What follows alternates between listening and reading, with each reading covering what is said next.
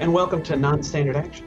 I am Tom, your GM, and you're listening to Fly For Your Die, Episode 20, Easy Street. Today we are starting Book 5, the title of which is too prophetic for me to mention just now. Players, if you don't know it, don't look it up. And you know what? I'm not looking it up either until, about halfway through this episode. Anyway, speaking of players, I am joined, as always, by Jet, Leif, Liz, Nick, and Simon. Say hi, everyone. Hi everyone. Very good. Love that goof. That's one of our favorite. That's one of my favorite goofs that we do. So today's icebreaker question is: what would your character do for a legally distinct, delicious ice cream treat? Legally distinct being the keyword. Yes, legally distinct. So, Jet, what would Gus do for a legally distinct, delicious ice cream treat?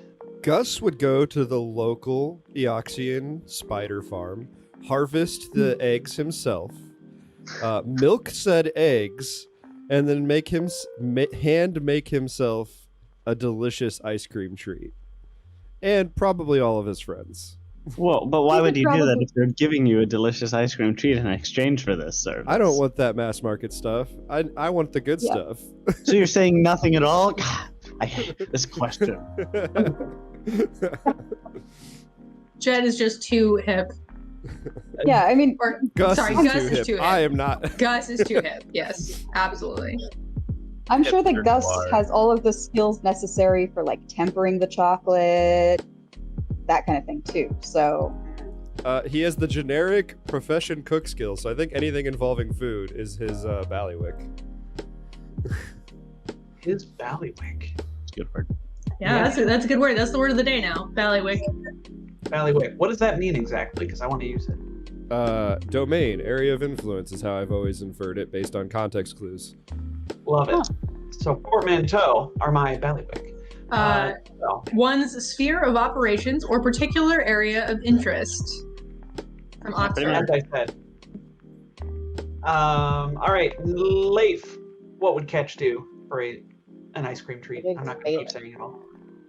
He would steal it from a small child. That's what he'd do for a legally distinct ice cream treat.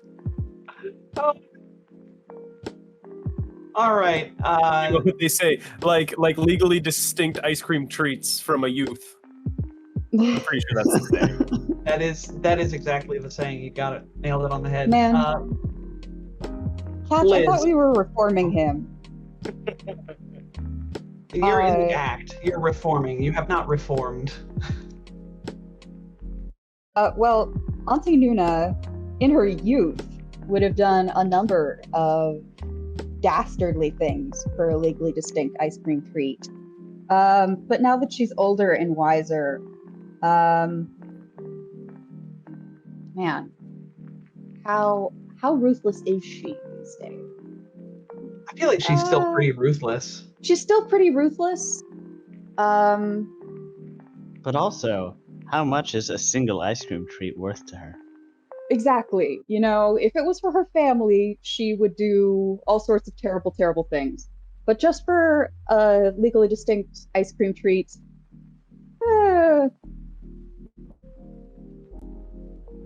Yeah, it's like less than a credit.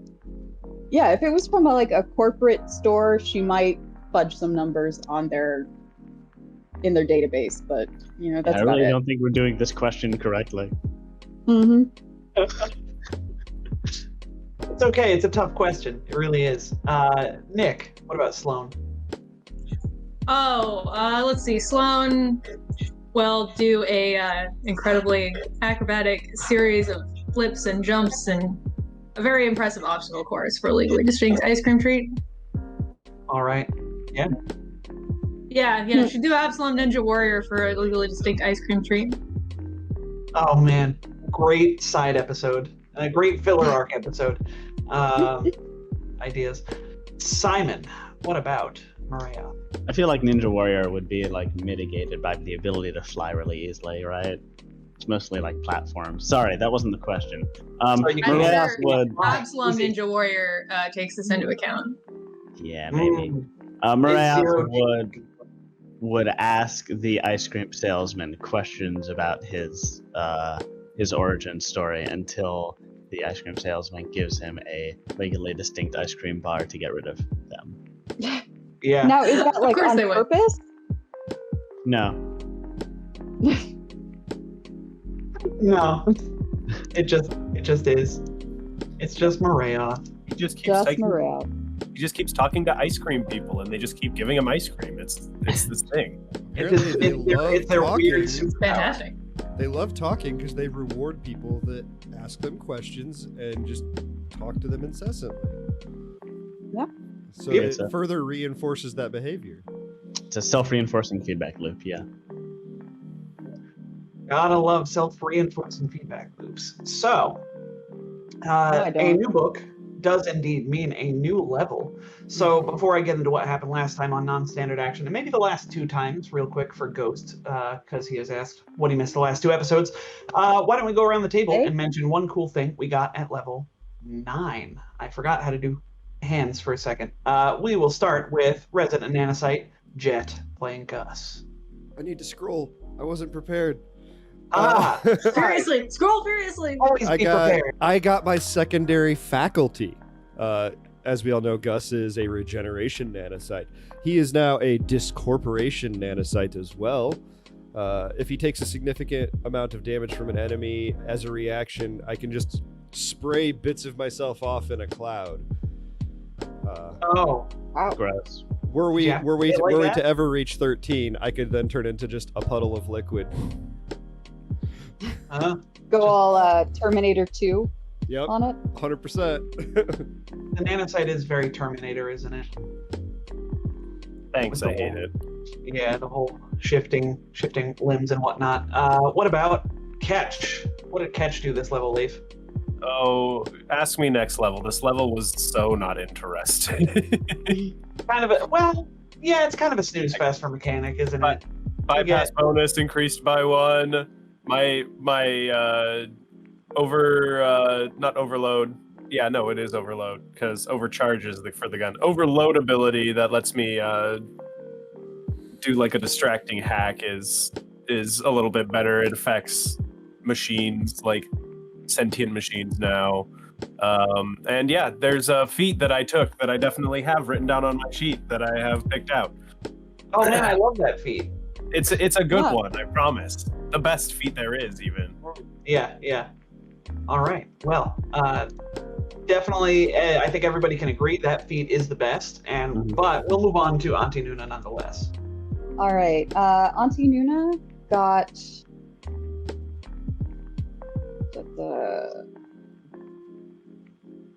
she got a feat. I gave her fast talk because it seemed potentially useful. Yeah. And level 9 for envoys, they now get that 1d6 plus 2 for their special talents. Yeah, your chosen skills that you're very, very good Yeah. at. So like your computers and bluff. Yeah, and also you get to choose a new one. So her third one now is diplomacy. Yeah, Which is wild. kind of funny. That's Yeah, really now great. she's- Oh, go on. Now she can actually.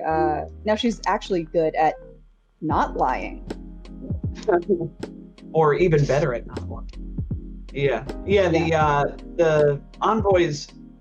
I wanted to call it envoy's edge. The scaling D6 plus to bonus to skills is really great. It's like skill focus for 3 skills, but better because it's like at Mhm. minimum and a plus 3 bonus to your skills at this level. Yeah. It's very Yeah. cool. All right, what about Sloan? Speaking of operative's edge, Yeah, this is a good question. Oh no! Push to talk. What? no, you were there. We heard you. You inverted it. Oh, I know you heard me. The problem is push to talk is on the tilde key, and I was on my spreadsheet, and it was filling in a box with a zillion tildes. I didn't know that. Problem as well. Oh my god. There glad is I'm no the only good one. button for push to talk. It does not exist. Agreed. Yeah. It's just terrible, and I only have the 2 buttons on my mouse, and if I toggle mute now, it messes up. Wow, and it's a whole thing. So anyway, Level 9. I have on my sheet that I was gonna take enhanced resistance, but there's all these new feats that I wanted to look at. I got distracted, so I'm in the same boat as Leif. I took a great feat at level 9. I did. Oh man. Wow, 2 great feats. Wow, I can't believe you all are so good at picking these feats that are just like, mwah. Wow. Yeah, and other than that, Man. I don't get anything at level 9. Other than That's I'm just fair. going to increase all the same skills that I had before. It might Yeah, still that's be what I enhanced would do. resistance, but I'm going to take one more look over the feats list before I lock that in. Otherwise, it'll be boring. You will have some time. Simon, what about Marayoth? Cool level for soldier. Marayoth took the same feat as Leif and Sloan. However, they also took the Wormhole Zenith Revelation, so we will just be really looking for any good opportunity to use that very niche ability. Okay, what does I the love niche ability do? Yeah, what does it do, Simon? It does what it says on the tin. It creates a portal like next to Marayoth, and then another portal about like 200 feet away, anywhere in sight. And then Marayoth can like choose who can go through it. Oh, Yeah, pretty Devasho cool. has that. That's awesome. Is it though? I'm just struggling to. I guess like it lets Gus move 200 feet really easily. That, or if we have to bypass something, but you can see the endpoint, I maybe. can see through it. Yeah. It's Yeah, not I mean, bad. it's in a combo. situationally very clutch. It's not just a Yeah. generally. Mhm. Yeah, it's one of those like, oh man, I'm so glad I took this the one time you use it kind of feats or Well, features. I'll just be desperately looking for that one time for the next 3 books. I will 2 books. 2 books. I will try and Tom's gonna write a grant you that 7th book. opportunity, my friend. And I will try not to miss it when you put it in front of me. I will hint broadly. Now, Tom, you're going to write a 7th book, right? Simon wasn't lying. yeah, going into the school year where I had a panic attack yesterday when I opened up my email account for the 2nd time this summer. Oh boy, yeah, let me write a 7th book. So I should remind you, Simon, at 9th level, not that you ever use Photon, but you get to choose Photon. I only say this because it's a common misconception. You get to choose both a Photon and a Graviton at 9th level. I didn't know that, but I don't care. I know, because you don't use Photon for reasons. For raisins. For raisins. Raisins. So, all right. We've gone on long enough on this talk. So I'm going to talk some more, but it's going to be it's going to be story related. Well, I'm saying we haven't gone too far enough. Too far enough? Yeah. Were you born with neutrality, or did it grow in your heart? Yeah, got that one. Thank you. Oh, okay. I'll leave that where it is and do my recap. So, Ghost, real quick, 2 times ago, the crew continued to wheel and deal on Fortune's Heart. And actually, you know what? Some of this is in my recap here anyway, because, so the crew arrived on Fortune's Heart and assumed the identity of one S04E20, third of his name, yada, yada, yada. A very long name that is appropriate to a Kasathan. He was a Callistocrat prophet. He is, in fact, a Callistocrat prophet. That's something that we're going to have to talk about in this episode as well, because he realized that you all were on Fortune's Heart and decided that you couldn't be there for any good reason, but he, unbeknownst to you, was down on his luck, figured he had nothing to lose, and gave you all his identity and his social security number and all that. Not really, but he gave you the keys to the kingdom, and more importantly, the keys to his guest suite, wherein he had his computer and all of his contacts and notes on other people, which you then leveraged to sort of go around and wheel and deal your ways into winning the auction for the White Wind. So the day of the auction approached. The auction, unbeknownst to the crew when they arrived here, was exactly what they needed, because the big ticket item was a treasure barge called the White Wind, loaded with piles on piles of valuable ores, metals, and other items. How did they get there? We don't know. You don't know. I know, theoretically, but you don't know.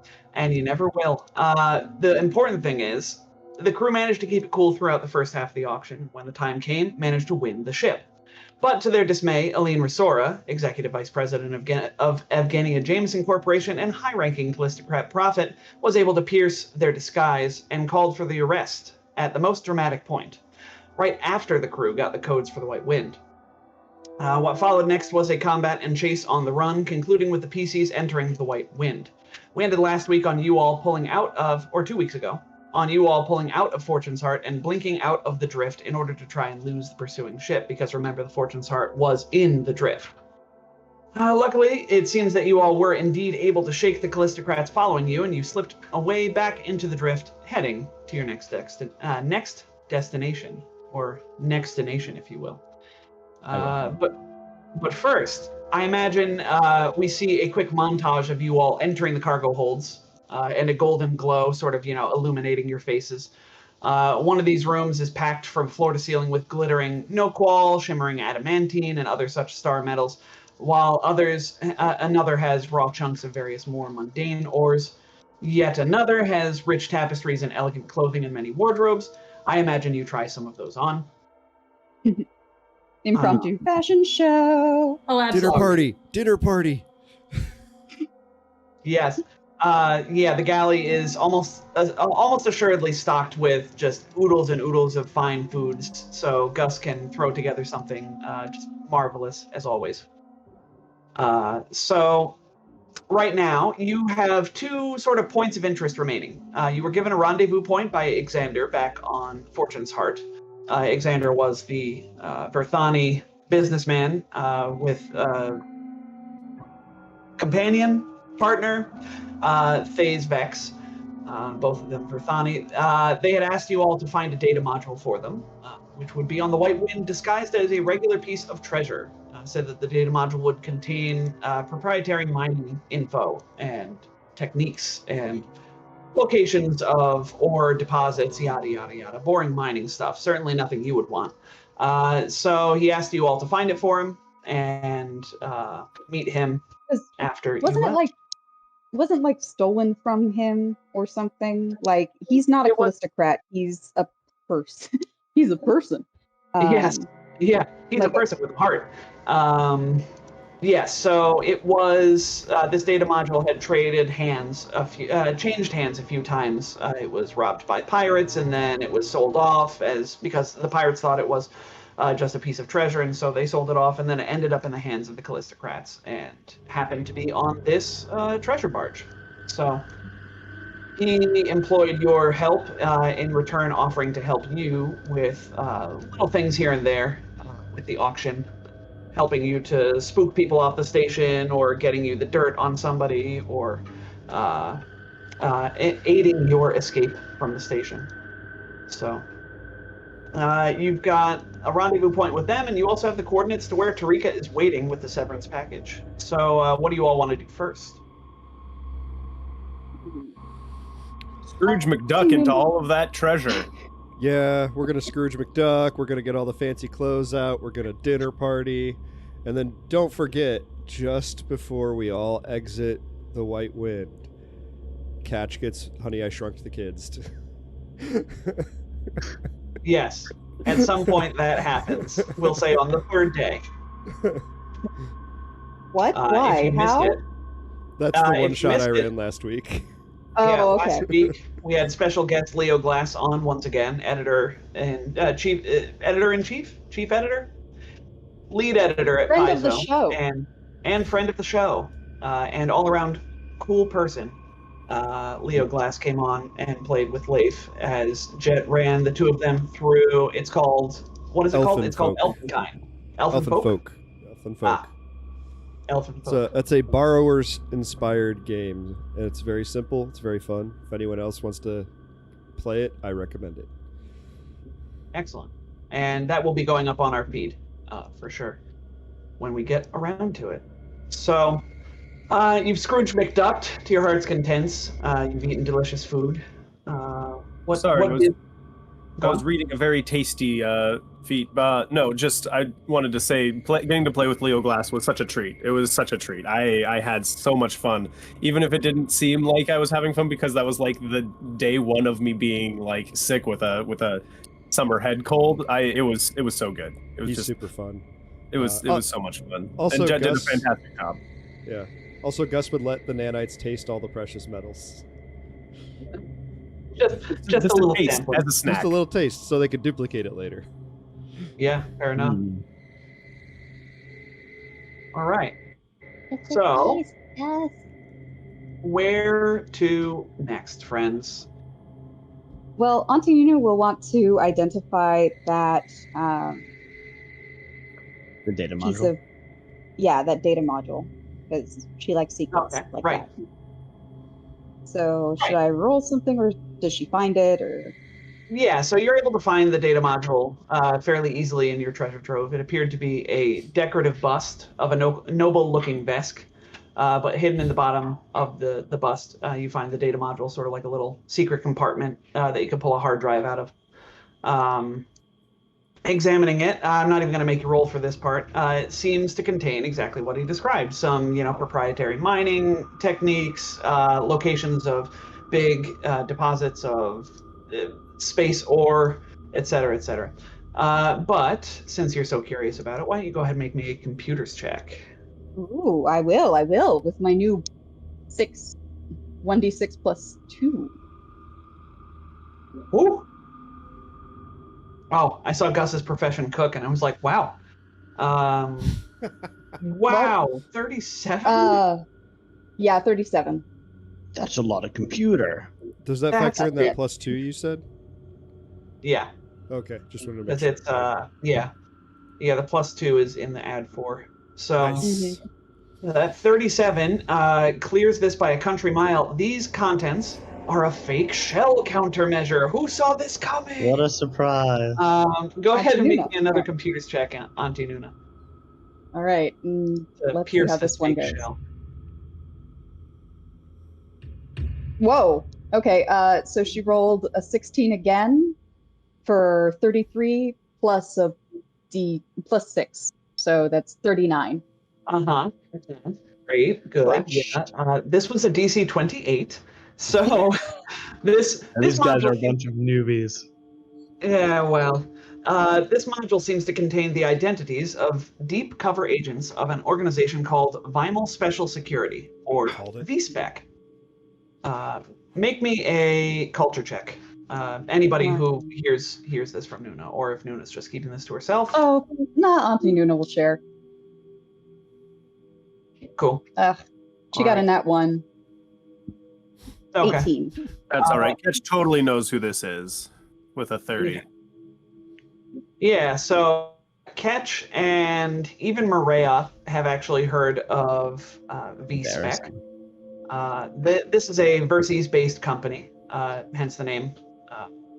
Well, no, not hence the name. Hence the fact that these two were Verthani. Gosh, I can't talk. Xander and Thays were both Verthani. This is a Verses-based company. It's a spy company, from the sound of it. So, yeah. And these are spies, deep covers. So, like, somebody's undercover on some planet, and this is the way that the umbrella organization would sort of make contact with them, because this is the only copy of that. This is who this person really is, kind of deal. That's what a deep cover drive is. So Roughly what alignment would we say this intelligence organization is? that's harder to get into, right? It's an intelligence organization. It's a government organization. So, like, do with that what you will. But actually, I don't know if it is government. Hold on. They sound pretty neutral, honestly. Well, Yeah. if they're official, that's like gives them a lawful bent. Yeah. Depends. A little bit, maybe. Spies, though? I wouldn't say the Spies. CIA is entirely lawful. That's Yeah, fair. I certainly Yeah. wouldn't. Yeah. So yeah, this information is obviously much bigger than what Xander initially told you all. If he's a spy, you might understand why, but this kind of thing could endanger every one of the agents' lives should it fall into the wrong hands. So, however, if I could be the devil on your shoulder, such information is also valuable to the right buyer. You might find a buyer for this information on the black market. It's also not clear to us whether this guy is the right hands or not, right? We Yeah. don't know whether he is an agent from that agency or from a rival agency. Did we not do like a battery of sense motives? I think we're pretty We keen on what did, this guy yeah. was doing and what You his seem- motivations were. You did not know that he was a spy, but you could tell that he was sort of he was being as honest with you as he could be. Like I don't know how to say this the right way, but He you was got the sense that he sincere, was but he was not telling sincere, the he whole was truth. earnest. Yeah. Yes, earnest. I think that was the word you used. Okay. Well, Auntie Noona isn't really interested in getting people killed. She doesn't like being lied to, but she's not for outing people, as you might imagine. So she's not going to want to sell the information, but she is going to want to, if she gives it to these Verthani guys, she's going to want a favor in return. She'll try to, I found your files. Didn't they already need to be more favor? careful.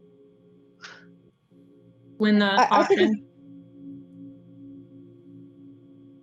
Yeah, they did. The arrangements here, and yes, they lied to you about the contents of this data drive, but the arrangement was that they helped you with the auction, and in return, you would they wouldn't ask for any of the treasure on the ship that they were helping you steal. They just wanted this data module back. Yeah. So that is the arrangement as it stood. So. Okay. But I do feel like Auntie Noona would try to get a little bit more of an advantage out of them. Not in like a mean way, but in a like, oh dear. Well, so I looked into those files for you, and it seems that there was more to them than met the eye. I'm glad we are able to help you out. Maybe next time we could reach out to you for if we ever have need. She says as she hands it over. And kind of like, I found that there is more here. I'm going to look the other way, but I'm gonna, that means that we are friends now, and you owe me one. Right. Okay, so we'll jump cut to meeting with the Verthani then. Yeah. Okay. So you all you go to a remote asteroid out in the middle of nowhere. You arrive and find a sleek starship parked in a depression on the asteroid's surface. As you approach, you are hailed on the comms. It's the voice of Ixander. Well, I'll admit, I'm very surprised you all are even here. Come on down. You see a hatch on the side of the ship open up and two figures step outside. As you descend, you can make out that they are indeed Ixander and FaZe. Wait, Tom, there's a moment that's Jet. probably never going to come again. When we step out into the void onto this airless asteroid, Gus grows a pair of rainbow iridescent wings and flies through the void. It's very Gundam, like they're mechanical feather, like they're mechanical bird wings. There's actual feathers, but then the feathers start lighting from within, and they're prismatic. Oh my god! Like it's he's got a pair of rainbows strapped to his back, and he's flying through the void. Oh my gosh! Strapped or growing? Well, growing out of his back, actually, yes. Etch begins to wonder what race Gus actually is. It's not a noir. There's just no way. Not anymore. All these different racial feats. I don't understand. How I don't could know it what's be? going on here. That is awesome. So yeah, that's a thing that happens, and it definitely gets a That raised happens. eyebrow. Sorry, Tom. I just didn't know when I was ever gonna get another opportunity. No, listen, man, Nope. you live your truth. And all Don't right, let your dreams be dreams. yes, just do it. So Xander smiles at you all as you stand outside your treasure barge and says, well, we've had some fun, haven't we? Quite the escape you all enacted getting off of Fortune's Heart. From what I understand, you're the talk of the town and well beyond at this point. Even FaZe will smile at this. Zod will kind of shrug. It's kind of our specialty, I suppose. Sometimes it's inconvenient. Most of the time, it's inconvenient. Gus is Yes. just going woo and flying through the background. He's not helping with this. That's not what he's here for. Xander will say, will nod and say, yes, I have found that notoriety can have its advantages, but almost certainly always comes with more disadvantages.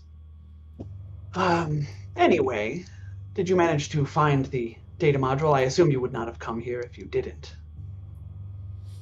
We did. Ah, excellent. His smile, widens as you hand over the data module, and you sense genuine gratitude and relief on his face as it's returned. He glances at FaZe, who nods solemnly and says, you do not and cannot know what the safe return of this module means to me. I have some inkling. I hope you take good care of all of your agents out there and undercover. FaZe will say, sir, I did tell you they were going to look at it. Takes a breath, and Xander says, well, I can't say I'm too surprised. By now you have surely gathered that we are not who we say we are. We owe you the respect of introducing ourselves once more. My name is Varav Hakavel, and this is my partner, Miss Lexrana Siv. She nods. We are, shall we say, operatives in the employ of V-Spec. I have already told you too much as it stands, but let's just say it's motivated by the elation I feel at retrieving this module. In doing this, you have saved the lives of dozens of field agents. You have our gratitude. He bows deeply. Well, even undercover agents are just working stiffs. At the end of the day. Undervalued, underpaid, but nonetheless, You should Once steal again. a ship too. Perhaps we will one day. Who knows? But we must be off for now. Have to report this back to HQ. Take care of yourselves, you five. We'll keep an eye to the sky should you ever need anything. Good. We'll keep in touch. We'll call you. With that, they give a crisp salute and retreat into the sleek little starship. They give a crisp salute. They're about to, do an about face and head to the ship. And Gus just comes tumbling from the heavens and crashes in between the two groups. And he's like, Maria, did you see that? I can fly! You really know how to ruin a moment, Gus. So now we have spies that hate us and spies that like us. This is all working out great. Yeah, I mean, it's all coming up severance package, right? It is. It's Yeah. a great day. We're just gonna start some interstellar conflict all over again. What? That's No. gonna be. I mean, book six. inevitably. I'm calling got it now, guys. Yeah, we've got the spies balanced. We need to get a good corporation corporation. on our side, and then We're just I gonna love build evil. the corporation out of pirates. It's fine.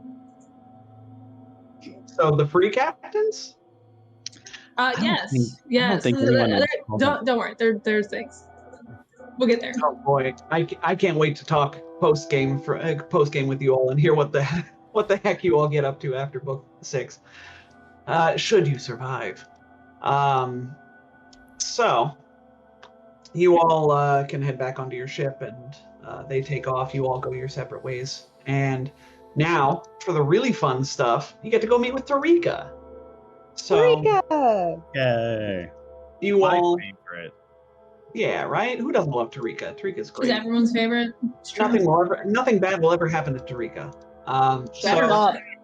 Nothing Yeah. bad. No, look at me in the eyes. Nothing bad will ever happen to Tarika. Because if it Nothing does, bad we're will gonna ever go happen- full nothing bad will murder ever hobo. happen to Tarika. You want to see Catch Matt. Remember every time Gus has thought one of his friends was dead? That'll just be that, but like until we've avenged Tarika's death and from everyone. Full murder hobo. Who said Tarika's gonna die? We're gonna do a you- montage where we retrain to be like the most munchkiny broken characters we can possibly be, and then we're going to murder everything, Tom. That's level 13. That's book 7. Book 7 is taken, Tarika, and it's just Oh god. it's just 5 Liam Neesons sailing through space, fueled by rage. Murdering everything they come across, yes. Oh, great. Oh man, I wear that as a point of pride that Leo Glass You want a was balloon? like, yeah, Murder. we were talking about, like having, should we have Tarika get kidnapped by the Adamant Scale? No, that'd be too evil. And then we're like, it would be good. Here comes Tom. Oh, this isn't evil enough.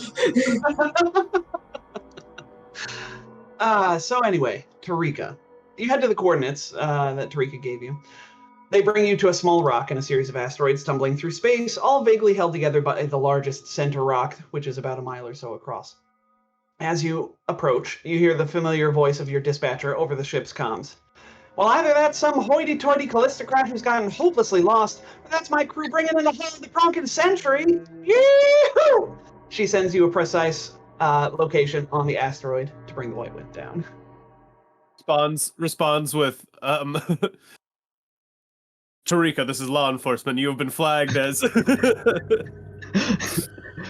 she just- that's you, son of a fleam head. Yeah. Yeah, she doesn't bite for like a second. No, because I like to imagine Ketch actually starts laughing in the middle of it, just like Leif did. Oh yeah, that's exactly how it went. That was Catch laughing, not Leif. Yeah. So, you arrive, you see a welcome sight. The Severance package, safe and sound, parked at the foot of a large cliff. Tarika runs out of the airlock, jumping up and down, like moon landing jumping because it's low gravity. Oh my god, an pumping her- otter doing that is adorable. Right? Just thinking about an otter doing that is adorable. Yeah. Okay, all right, continue. She's pumping her fists as you all bring the White Wind down to a landing. What follows next is Tarika coming on board the White Wind, falling to the ground, laughing at the sheer amount of treasure you all managed to liberate, and inviting you all back aboard the Severance package to talk. So, after some dinner, Tarika will lean back in her chair, and, we cut to post-dinner. So, y'all really stirred the hornet's nest with this one. Not that we didn't see this coming going into the job. The Callistocrats are beside themselves now. I hear through certain channels that Aline Resort has put out as many possible hits and bounties on you as they could, not to mention the general gold rush that's going to happen as word gets out about what y'all did. Hooray! Everyone's looking for you as a crew, she says. The crew of the Severance package. It's time for you each to go your own ways for a while. Leave the ship somewhere safe, let the heat die down. I'll take care of selling the loot. For a very small fee, of course. Tiny, percentage-wise, I mean. In fact, Tarika has already lined up clients for instant sales. She quickly transfers a total of 40 build points to the crew, total, and 5,000 credits to each of you. Now, this is only the tip of the iceberg, she insists, practically hopping with glee. By the time I've sold off all this cheddar, y'all are going to be millionaires. And me. At this point, Tarika can also be instructed either to handle paying SRR what you owe him or stiff him, whatever you all think. Then you can rest assured. SDR again. SRR is the one Oh, that the you Kasatha. stated. Yes, the Kasatha, the Callistocrat prophet. You can rest assured if this influences your decision that you will still be filthy, stinking rich by the end of this, because you only promised him like 15%. Nick, you're muted. You're muted, Nick. You're muted. Oh, I said, yeah, pay SRR. He let us use his identity and set us up with all the appointments and stuff. Like, there's no reason not to pay him. I have a reason. He is a prophet of Calistrade. So? You cannot really become a prophet without stomping on the little man a lot. He is not a nice person. Even if he gave us all of these things, that does not mean he is nice. He was hoping for us to make him a lot of money. What if we need to use him later, Marayoth? And Gus then, he's like, oh, I blacked out. What did I just say? Yeah, Auntie Noona will be like, the fact that he isn't a nice person is all the more reason we shouldn't stiff him. Then why did we stiff all of those other not nice people? They didn't have lots and lots of money. Also, they were mostly, trying to kill us or stiff us. Hmm. We need to have at least one prophet who does not hate our guts. It's the wise thing to do. Do we, though? Amarath will not push too hard on this, but they will make their preference well known to screw this guy. Okay. So, final verdict. Email accounts and send him just crappy emails all the time. Auntie Noona is just Auntie Noona is too pragmatic to stiff him, so that's her vote, is to pay him. Yeah, it doesn't really cost us much, and at the end of the day, he's not a very good prophet because he's super broke. And his way of he did decided to stick to the other prophets by letting pirates pretend to be him. So yeah, at the end of the day, we want him in our corner because we can, blackmail him and such and so forth if he doesn't want to cooperate. Now he's ours. Now we own him. Do we? Yes. I suppose. I imagine the other prophets would be on the warpath if they found out that he allowed someone to use his identity to circumvent one of their holy rituals. Also, I don't think he's probably not a prophet anymore because I think they know that we were being him. Yeah, that's unclear how much his cooperation. So there's nothing connecting us to him directly, right? Yeah, it's just Sloan was dressed up as him. No, but anybody could do that. That doesn't mean that he gave us his identity. We could have stolen it. Sure, but we could have stolen it, yeah. But if he doesn't want everyone to know that he gave it to us, he's going to Right. Yeah. Disavow. Yeah. Yeah, that's probably true. I think we should pay him and be like, now, you belong to us. You're gonna do Just Sloan sends the payment along with a little note that says, consider this a retainer. Yeah. All right. Marath is on board with this plan. Excellent. Pet profit. So that will, fly off into the void, and we'll let that, you've paid him, and we'll let that simmer, if that were to happen. Okay. So you all are given the instructions to split up for the time being, wait for the heat to die down for a bit. That's not to say that you all can't live it up a little bit. You just need to do it somewhere that's not quite so central. So, Tarika assures you that, you all set up some bank accounts for her to sort of funnel you. This is going to be your classic, sort of money laundering kind of deal, because you all have a trunk ton of treasure that is frankly frightening for a GM. So you have all this money, and you're going to slowly get it funneled to you over some time. So Tarika just wants you all to sort of lie low while you do that, and by lie low I mean, again, get out of town. That's all. So do you all say anything to each other before you, go your separate ways? Maybe one last drink together, a severance package before heading out or something? Oh, yeah. Auntie Noona gives everybody... Go ahead. Yes, of course. Auntie Noona gives everybody burner phones. Smart. I guess Marath will say, we have not had any funds like this in our existence. What does one do with these monies? What to do with money? Question mark. Oh, Maria, I can show you. Oh But boy, you can't because we have to split up. You can give him an itinerary. I can hide in a brief. We can hide in a briefcase. We've For a already month? No, it's perfect. I like this. That we're all splitting up. Catch said, gives him some pointers and says, "Yeah, you can, go spend your money on this and do that. But we got to go our separate ways." And then when we go our separate ways, Catch gets where he's going, opens his luggage, and Marayoth pops out.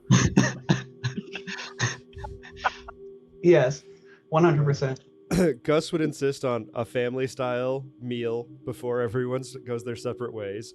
Obviously, a group hug full of tears, and then individual hugs. None of them lasting shorter than about 30 seconds.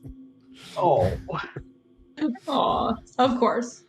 Of course. And then little care packages of food for people to take with them. Our favorite protein slurry. Made with extra love. blended to perfection. Okay. So, you all go your separate ways. Very soon after that, you begin to receive funds in each of your accounts from Tarika. She's begun to sell off your ill-gotten gains, and you find yourselves flooded with wealth that I'm fairly certain none of you have ever had before. This book has introduced some new downtime activities specific to this section of the book. We've got a bunch of them that we're going to get to. I'm not going to describe each one. You all are just going to sort of tell us what you do. But first, we're going to jump forward in time to about a month or so. Time passes as you all perform your varying levels of philanthropy, debauchery, or anything in between. You're each able to blend in at your chosen locations in your own special ways. About a month in, you each receive a message on your comms from Tarika. You get a video message of her sitting on a beach somewhere. Hey, y'all. Hope this message finds you well and enjoying some well-earned R&R. Listen, we need to meet up back at Absalom Station. I've started to get some inquiries from the bank about the amount of transfers I've been making, so I had to switch methods. I have a pile of UPBs for each of you, and need you to come back and pick them up. I've booked us a room at the Absalom Zero in the eye of the station. She gives you a date and time. This is a video. Okay.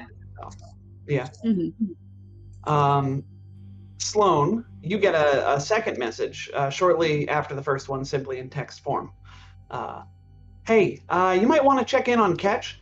I haven't heard from him in a few weeks, and that boy has been known to be late to an appointment or two. Lucky for us, I installed the Find My Ship app aboard the Severance package while I had her, knowing that the day may come when y'all need to decide to let Ketch hold on to the ship and he'd inevitably get lost somewhere stupid. She sends you the coordinates to where Ketch is, which we'll get to in a second. Nice. Good. It's on Castroville. Ketch is on Castroville. Yes. Okay, excellent. So I'm sure I can catch a ride with someone. Somebody owes me something. Oh, sure. Yeah. So Also, shuttles are very cheap, effectively free. Broken Rock is not broke with shuttles. Thanks much. Broken Rock is where Sloan was. So we will fast forward once more to Absalom Zero, lavish hotel located on the eye of the station. Who thinks they would arrive at this hotel first? Who thinks they'd be the first one there on the date and time? Gus? I see. I feel like he might show up towards the end because I picture him way out in the boonies of the diaspora. That's fair. Okay. What about? I think at this point it's probably Sloan, Ketch, and Marayoth show up as a party because Sloan has to go fish the two of them out of whatever hole they're in. That's true. Which is kind of why I thought we'd be late. Yeah. Oh, yeah. All Okay. right, everyone is late. Everyone shows up late and miraculously arrives at the same time as a result. It is bizarre. It's a bizarre twist of fate. We're all an hour or two late, but everyone's getting there at the same time, and we're like, just puzzled looks on our faces. Yeah. So we'll say, for the sake of framing, you all arrive within minutes of each other, and each of you goes up an elevator to the 18th floor. So you enter the elevator and press the button. The transparent doors close, and you are treated to an incredible view of the ring and the arms. Absalom Station's wheel spoke shape sprawling out below you as you ascend. I'm picturing in my head, probably because I've been playing Mass Effect Legendary Edition recently, but the elevator scenes in Mass Effect 1 where you're going up and you see like the Citadel and it looks super cool. I'm Sloan, and this is my favorite hotel on Absalom Station. Yes. So Noona, what's it like being yeah. Insert Rex and Tali conversation here. Yeah. So you each arrive on the 18th floor and are able to easily find your room. This luxurious chamber drips with finery, from the twin crystal chandeliers to the marble countertop kitchenette. A massive flat-screen entertainment system stands before an assortment of plush couches and armchairs. Ornate wooden chairs surround a giant mahogany table, and an elevated workspace overlooks the entire room. The north wall offers a stunning view of a shopping plaza far below and of the starship docks on Absalom Station's arms. Each of you sort of arrive in turn and see what I've described. So, as I'm just going to arbitrarily pick, I think Auntie Noona probably gets there first, and then the Sloan Ketch Marayoth conglomerate appears. What happens? Sorry, who was first? Me. Auntie Noona. Noona followed by Ketch, Sloan, and Marayoth. Auntie Noona sweeps the room for bugs. There are no bugs. A bug slithers in through the elevator. And suddenly there are roughly 70,000 bugs in the room. Oh, hello, Marayoth. Marayoth is kind of moving more erratically than usual, kind of like sort of sinuously snake-like along the floor, and coils up into a chair. You see, like, scattered throughout the mass of bugs, there's like sort of like some sort of shiny, weird, gold flaky stuff. Yes, hello. Ketch coming in behind Marayoth with like the oversized sunglasses and the iced coffee, just like visibly still hungover. The galaxy's strongest hangover. Yes, yeah. He sets down the coffee and like takes off the glasses, and his eyes are like, while they are normally just all black, they look somehow blacker than normal. But he'll go up and he'll like he's basically weeping shadows. There we go. There it is. And he goes up and he gives Tarika like a half-hearted hug. Tarika's not there. Tarika here yet? Oh, she's not there yet. Tarika's not And there she'll go up to Noona and give her the hug instead. Just like a hi. Oh dear. Let me see if I have any penicillin, not penicillin, any aspirin in my purse. Penicillin might be necessary. No, we're not going to go there. We will accept hugs, but only if they are brought to us. These two may have been having too much fun. Marayoth is now royalty. No, you do not understand. We have discovered glitter, and we hate it.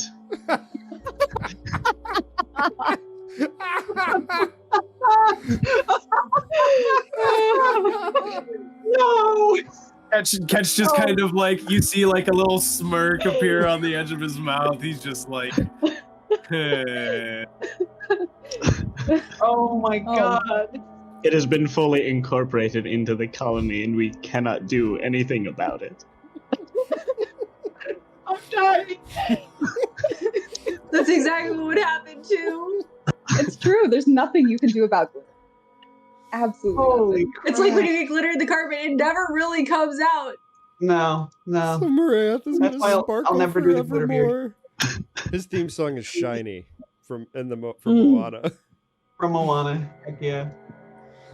Oh, man. You are all laughing, but you don't understand the severity of this. Multiple generations of constituents have passed away dealing with this new problem.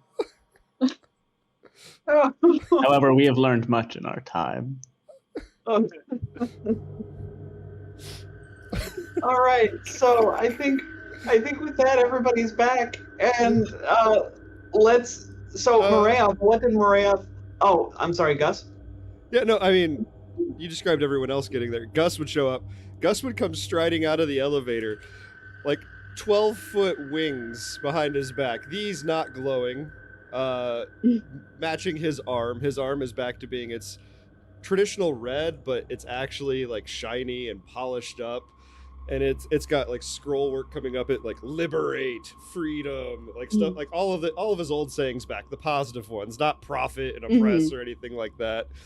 And he's wearing a mashup between the armor and the very lovely art that Eddie Cola did. That's like a modified armored work suit, and the Skyfire armor from the Skyfire Legion, and and he's striding in, and he's slimmed down just a little bit, but he's still got a little bit of thickness to his middle. He's kind of standing upright instead of being like 6'2". He's like 6'4", 6'5". Yeah. My. Wow. And before the elevator even opened, Morath was just sensing just unbridled excitement. And the moment the elevator's open, he launches himself forward at Morath. Oh, Gus is here. 5 seconds before he appears. He is coming. Gus, be careful. It will get you too. Glitter! Oh no! And Gus is covered in glitter. My nanites eat it. Oh, Yes. Can they teach us this secret? Gus will slide his arm into your colony and release a cloud of healing nanites to devour the glitter. it doesn't work. No! I'm making an executive decision as GM. I tried so hard, Marath. I'm gonna keep working on it. Ketch just leans into Sloan like, I swear I didn't use that much glitter. I swear I didn't. I don't know where this is all coming from. I mean, I think it multiplies all by itself. It wasn't At this you. point, you probably noticed that Sloan is wearing a very large new hat with a very large feather in it. I love it. Is it floppy or is it like a giant top hat? No, it's like a pirate hat. Ah, nice. Except the feather's Has he a hat, by the hologram way? because we're space pirates. Nice. Wait, what? What about a hologram? The feather is a hologram because we're space pirates. Oh, I Is love there that. like a skull and crossbones, but it's also a hologram, like a half-inch above the surface of the hat? No skull and crossbones. Big holographic purple feather, and she's added like a high-low skirt over her pants as well. It's getting very And the piratey. hologram is artificially like swaying in the breeze. Yes, there's a false breeze Yeah. for the feather, so it looks like she's standing on the helm of a ship. That's Sloane's hero win. Phenomenal. It's fake hero wind. It's holographic hero wind. Yeah. The miracles of technology. Mm-hmm. Now I want fake hero wind. I bet I could get this thing in real life. I just realized Gus could give even better hugs now because he's got like 2 12-foot wings. He could just wrap around everybody. Yeah, Those those are are real. Still not escape. as thorough as Morath's hugs, though. No, Brass hugs are the most thorough, but I think Gus can just get everyone real easy. Yeah. So let's. I imagine you all tell each other the tale of your month off, your time away from each other. Yeah. So, who shares first? Who would like to tell the tale? I think we gotta know what Ketch and Marath were doing because the glitter.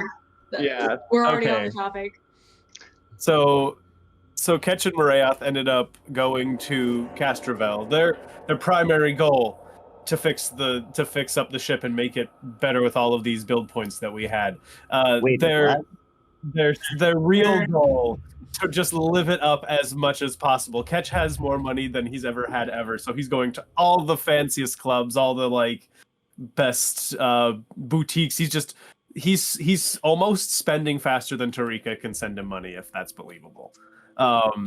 And like at one point, he's in a particularly like underground high fashion club in his new threads, just a nicer, fancier leather jacket and a nicer, fancier pair of slacks. And that costs 3,000 credits a piece, of course. There's this guy in this back room, and he's like, "Hey, I've seen you around before. You should come hang out with us." And so he does, and he's like making all these new friends. And this one guy introduces him to this strange new street drug. It's basically just a computer idol that's been crushed up. Oh God! and is consumed in some way.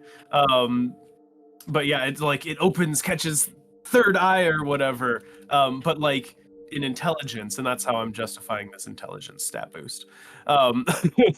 With drugs. Yeah, because what else would it be on a wild, crazy blowout? Yeah. All right. But yeah, Marayoth may be as much or as little part of this as he would like. Yeah. So Marayoth similarly has more money than they know what to do with, but also has like knows of like fewer things to spend money on, right? Having led a relatively limited life in like most of their memory just working for Edgecore. So they're willing to try all of the things that Ketch tries, and they like some of them. They're introduced to the concept of a keg stand, but they don't really get like stand, so it's really more of a keg infiltration. By the end of the night, he's just walking around yelling, "Bugs in the beer!" The glitter happens naturally. No one wanted it to happen, but I'm led to believe that it occurs naturally in clubs. And now you have a +2 to charisma, right? Yeah. I'm not sure. It's the future. The glitter has become sentient and just infested clubs everywhere. Yeah, they're just nanobots. It's just shiny nanobots. It's just shiny nanobots, yes. That's why Gus couldn't do anything about them, because the nanobots just got in fights. A bunch of them on both sides died. Yeah. The Marayoth tried to talk to a bunch of the people at the clubs, but was like very frustrated that the music was very loud, so that got very, very frustrating. So they had to like resort to like dancing and like other forms of communication to like learn about people. It was a real eye opener for all 70,000 eyes. Catch to like the group as Marayoth's telling the stories, like just. It was actually really good. It was really impressive. Obviously, since it's been a month, most of the constituents who lived all of those days on now, but their memory lives on, and the epics from that era of the colony's history are the most commonly told ones. And yea, it was a righteous party. The great feasting that lasted many generations. This era was a golden era with one blight upon it: the infiltration of the glitter. The glitter, yeah. Oh man. I'm picturing Marath at a bubble party, individual constituents in bubbles, just. Oh my god. Oh. Oh no. Tell us about the foam party, Simon. I don't know what a bubble party is. Let me Google it. First off, you're gonna want to Google foam party, not bubble sorry, party. I misspoke. It's just going to a club. It's a party, and then they fill it with soap, soap bubble. Yeah. Foam. Yeah. Remember the foam pit at Flunk Day, dear? Oh, gross. It provides concealment to the lower half. It is gross. Yes. Okay. Generally speaking. Slightly concerning. Yeah, I mean, it would be much frothier on a swarm, right? Like, you wouldn't even be able to see the bugs anymore. Yeah. Right. Yeah. Getting sucked into individual soap bubbles, slowly discorporating. This is probably horrifying for Maria. Moriad suffers an existential crisis briefly. Yeah, but then he could do like a pulse of gravity, break himself free, themselves free. Oh, that's true. Yeah, magic Yeah. powers really helps with You that. are Solarian, aren't you? Gravitically focused. All right. So what about Auntie Noona? What does Auntie Noona do? Auntie Noona finds a nice little planet. It's not like it's in near space, but it's a part of near space that nobody goes to because it's kind of off the beaten path. And she went there in her youth, and that's okay. Maybe what happened was like after she left St. John's employ, she kind of kicked around, and this was one of the places that she settled for a while. And it's in this planet's like tropical zone, and the hotel that she went to back then is still there, and the owner remembers her, and she just kind of, gets a cabana and hangs out on the beach and does day trading. So she makes a ton of money. I was going to roll for it.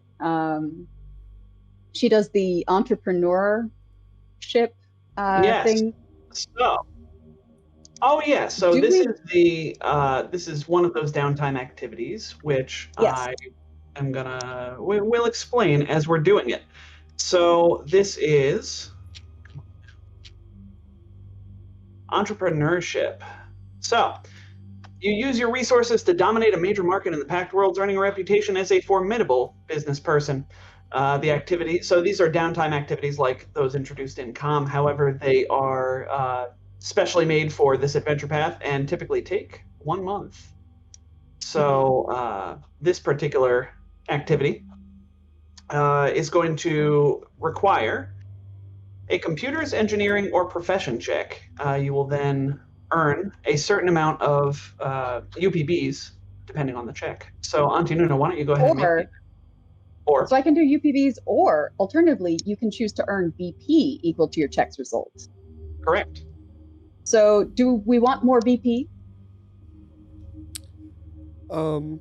There would be arguments for it, like being able to hire another crew and so on. But we have more BP than we can fit on the. No, that's actually not entirely true. Yeah, have more what's BP up? than Some we of can them are still actually behind. What? She'll go with BP. Okay. Last time Yeah, we did it, we were then- behind. So this would be in Yeah, like, service there's also no of Sloane's dream of becoming the admiral of a fleet. Huh. Okay. Awesome. Nice. Looks like I have to make a second crew. So that's Yeah. a 25. So she got 25 BP. All right. Yeah. So Damn. 25 BP just for a month of entrepreneurship. So Auntie Noona, I don't know how detailed you want to go into it, Liz, but Auntie Noona is able to earn 25 BP over a month of day trading on the beach. Yeah, totally. What And there's domain nothing did really you much to trade? tell other than she has a tan now. Fair enough. She still uses sunscreen, but there's only so much you can do. Just a tan I- right here. A deeper blue.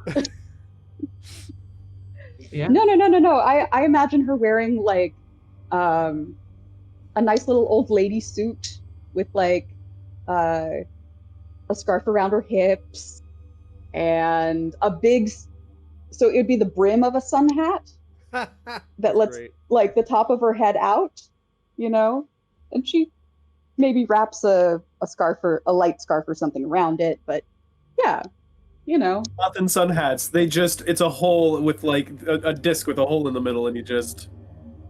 Yeah. Oh, that's great. And also horrible. Look, if you have enough credits, can't you just pay for your own private beach so you can just undress completely? she's not really a nudist. Then your tan will be Yeah. uneven. She can just Well, pay to that's- even her tan. Just fine. Oh, is that a thing? I mean, I'm sure if it could replace your lungs and heart with mechanical or genetically engineered stuff or your skin, I'm sure you could go in and be like, I want my hue to be a few shades darker. Just make that happen. Yeah. Yeah, I mean, there's She a likes potion having- change your gender, so Yeah. You just bring in a paint She likes- swatch and be like, I would like to be this, please. She likes having the cabana owner around, and she talks with the guests, and they don't know who she is. She's just this nice old lady. The fanciest of drinks in space coconut shells with 2 umbrellas. Absolutely. She's just talking to the guests. Oh, I've already been here 3 days. I know the best time to get to the buffet. Yeah. This is like Yep. pre-retirement. It's like retirement auditions for Auntie Noona. Yeah, she's just trying it out. I love it. All right. That sounds lovely. What does Gus do over his month off? Gus, I'm doing a spin on entrepreneurship because I don't think he's necessarily going to dominate a major market in the Pact Worlds or anything. But he would have just headed out into the diaspora, flying on his rainbow wings, drill at the ready, and he would just start mining, stake a few claims probably. And I think the way that this is going to result in that massive amount of money potentially, assuming I roll decently, is he does strike it rich. Like he'll hit like a no-qual deposit or a horicalcum deposit or something like that. I'm kind of picturing horicalcum, save a little bit on the side and give it to the goblin. No. For the pants. Yeah, rattle snarp in his or the hand. pants. For the pants. For the pants! The new it's battle cry. Yeah, it's very Titan AE, like at the beginning of Titan AE when he's breaking up the shipwrecks. It's like Gus with his environmental protections up, rainbow wings behind him, flying into an asteroid with his drill at the ready. You can see like heat and sparks flying up, reflecting off of his armor, and then over time, there's like just his armor changes piece by piece as he is slowly engineering and manufacturing an entirely new suit of armor, that sort of thing. Drill, grinding, sparks flying, distantly, the screams of all of the people Gus has murdered with that thing. Distantly behind him, you see, I can never remember what it's called, but that awesome, crazy river that flows through the diaspora. Yes. Just looking at it, yeah. Oh man. Get my Pact Worlds book again. Yeah, I will roll a profession minor check, and we'll see how much money Gus actually accrues. It's called the River Between. The River Between. And I don't want to. Sorry, I don't want to like take over your idea too much there, Jet. But is Jet also maybe setting up like a mining op for like people who are oppressed? Yeah, they can Like come and liberating them. Is that what he's doing with all that extra money? Put your eye next to the camera light. Come on. Sorry, there it is. Yeah. Well, Gus is gonna make this money. He's gonna invest it in himself because, while very, very recently on our most recent adventure, we didn't get beat up too bad. Historically, people around Gus have gotten really beat up. So he's gonna invest in himself so he can better protect his friends and his newfound family. I rolled a 15 on the die for my profession minor. That totals 29, but I get to add another 1 from Prol, so 30, plus 4 from Miner's Tools. That's 34 times 700 credits. Goodness gracious. So 34 times 700, because I'm bad, 23,800 credits. Ooh, It's a lot of creds. that's a lot of cheddar. Right? So, yeah, Gus makes an incredible sum of money off of this horicalcum find, and probably marks that asteroid, stakes a claim for it, and we'll probably come back to it someday, I imagine. Yeah, I mean, if we end up acquiring a second crew, maybe we could send them out there to do some other stuff. But... Yeah, I like it. All right, so last but certainly not least, and there is a reason I was saving this one for last. What did Sloane do during her month off? Oh, so Sloane went back to Broken Rock, and she's been also living it up, but a little bit differently. There was an activity listed called high rolling, which lets you gamble a lot. Which this is how pirates network. Yes. Because Oh, the It's a ulterior networking motive event, here was to become an official freight captain, so that when next there's a seat open on the council, she can come by for it. Yes. I love that. Okay, so Sloane goes back to Broken Rock as featured in book one of this book one between book one and book two of this adventure pack. Yeah. We swung by there. So in order to mechanically make this gambling happen, you're going to attempt a DC 28 bluff, culture, profession, gambler, or sense motive check. If you succeed, you pocket 2d6 times 2,500 credits in cash. Well, I'm pretty good at bluff. A little Yeah. bit. Pretty good, unless I roll a 1. Unless you roll a No. fucking one. Zero What? points. Do we have any We've got rerolls? rerolls. We've got rerolls. Oh We've yeah. got several rerolls. Let's This see what we this got. just cannot stand. This is not No, okay. I would not let it stand if I were you. So Ghost has given us 2. Thank you, So- Ghost. There we go. Sweet. Thank you, Ghost. That is a 35 instead. Ooh, very Over there good. bluffing the dice.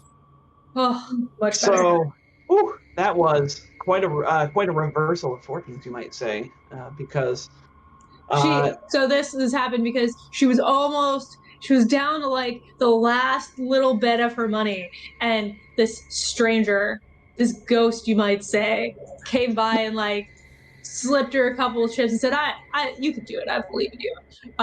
And with those couple of chips, she brought it back, reversed, and got all her money back. I really like that. Me too. So That's how casinos always work, right? yeah, Yeah, something like that. yeah. See somebody down on their luck, throw them a few chips, and then they turn it all around. The twist here is it was actually like a casino employee. They thought she was about to leave and didn't want her to leave because they thought they were going to keep making money off of her. Yeah, at the seedy pirate establishment. And then they should never have underestimated Sloane Ryder, No. future fleet captain. So why don't you roll me those 2d6, my friend, see what we're going to multiply by 2,500. That's a 2 on the first one. That's a 6 on the second one. Very nice. Woo! So that is going to be a lot of money. It's going to be a lot of money. So what is it? 8. 20,000? 20,000 credits. So Sloane earns herself 20,000 credits cash, which cash isn't a thing in Starfinder, so you get cred sticks. Numbers, yeah. Yeah, or UPVs. Cash is different than paper. It's still cash since it's in credits. Yeah, that's fair. It's not in your bank account is the deal. It's, you have it cash. So, yeah. And then the reason that Sloane is going last is because then Sloane, I imagine, as you're, the day after, you're ready to go back to the casino for another round because you just hit it big. You got 20,000 credits. You're ready to throw it all back into the pits. And Yep. then you get a text from Tarika calling you back. And then another text saying, hey, I need you to go get catch. So... And then, so Sloane will use some of those connections she made to find a ride to Castrovel. Catch Marayoth, do you care to describe the scene briefly that Sloane finds you all in? Absolutely, if I may. So she'll find the severance package in a hangar on kind of like the outskirts of a really thriving, like one of the main towns there, main cities there. I don't remember any of them off the top of my head. What was that? Kabarat, like the There we university. go. Also sounds We'll go like with that one, Kabarat. yeah. And it's like the severance package. It's half covered in like a giant sheet, kind of like Ketch's idea of hiding the ship when it's like just poking half out. The door is closed and locked, but your thumbprint will open it just fine. And when you walk in, you're immediately hit with like just the smell of old booze and Oh no! Why is my ship full of old booze? Catch! There's just you as you walk in. There's just bottles strewn about all over the place, and like a trail of clothing leading back to Ketch's bunk. Some male clothing, some female clothing, some other clothing, and you can pretty easily follow that back to Ketch, who is passed out on his bunk, in between a Lashunta. What I can't remember what the dimorphically short ones are. Karasha. Yes. Karasha, yeah. Karasha Lashunta and a like 7 foot tall SRO. Just all like, of them passed out. Kicks the bunk as hard as she can. That's just and like pulls a hand cannon out from under his pillow. He's like, I didn't do nothing. Oh. Hey, Sloan. How's it going? I wasn't expecting you here. What are you doing? Checked your messages lately? Message? What? Oh. Yeah, hold on. that's what I thought. Clear this place up. He like reaches over to his nightstand and like there's no comm unit there. He like checks the drawer. He's like, hold on 1 second, and he gets up and he's just stark naked. Gets up, he like grabs his pants. There's nothing in there. He's like, Frog, where did I put that thing? And it takes him probably like 20 minutes. He says, "Can you call my comm unit, please?" Eventually, we get catch up and the ship put back in order. Yeah. You kick out the Lashunta and the SRO, and the ship is eventually cleaned up. What is Marath doing during this encounter? Marath I like to imagine. Marath was not on the ship.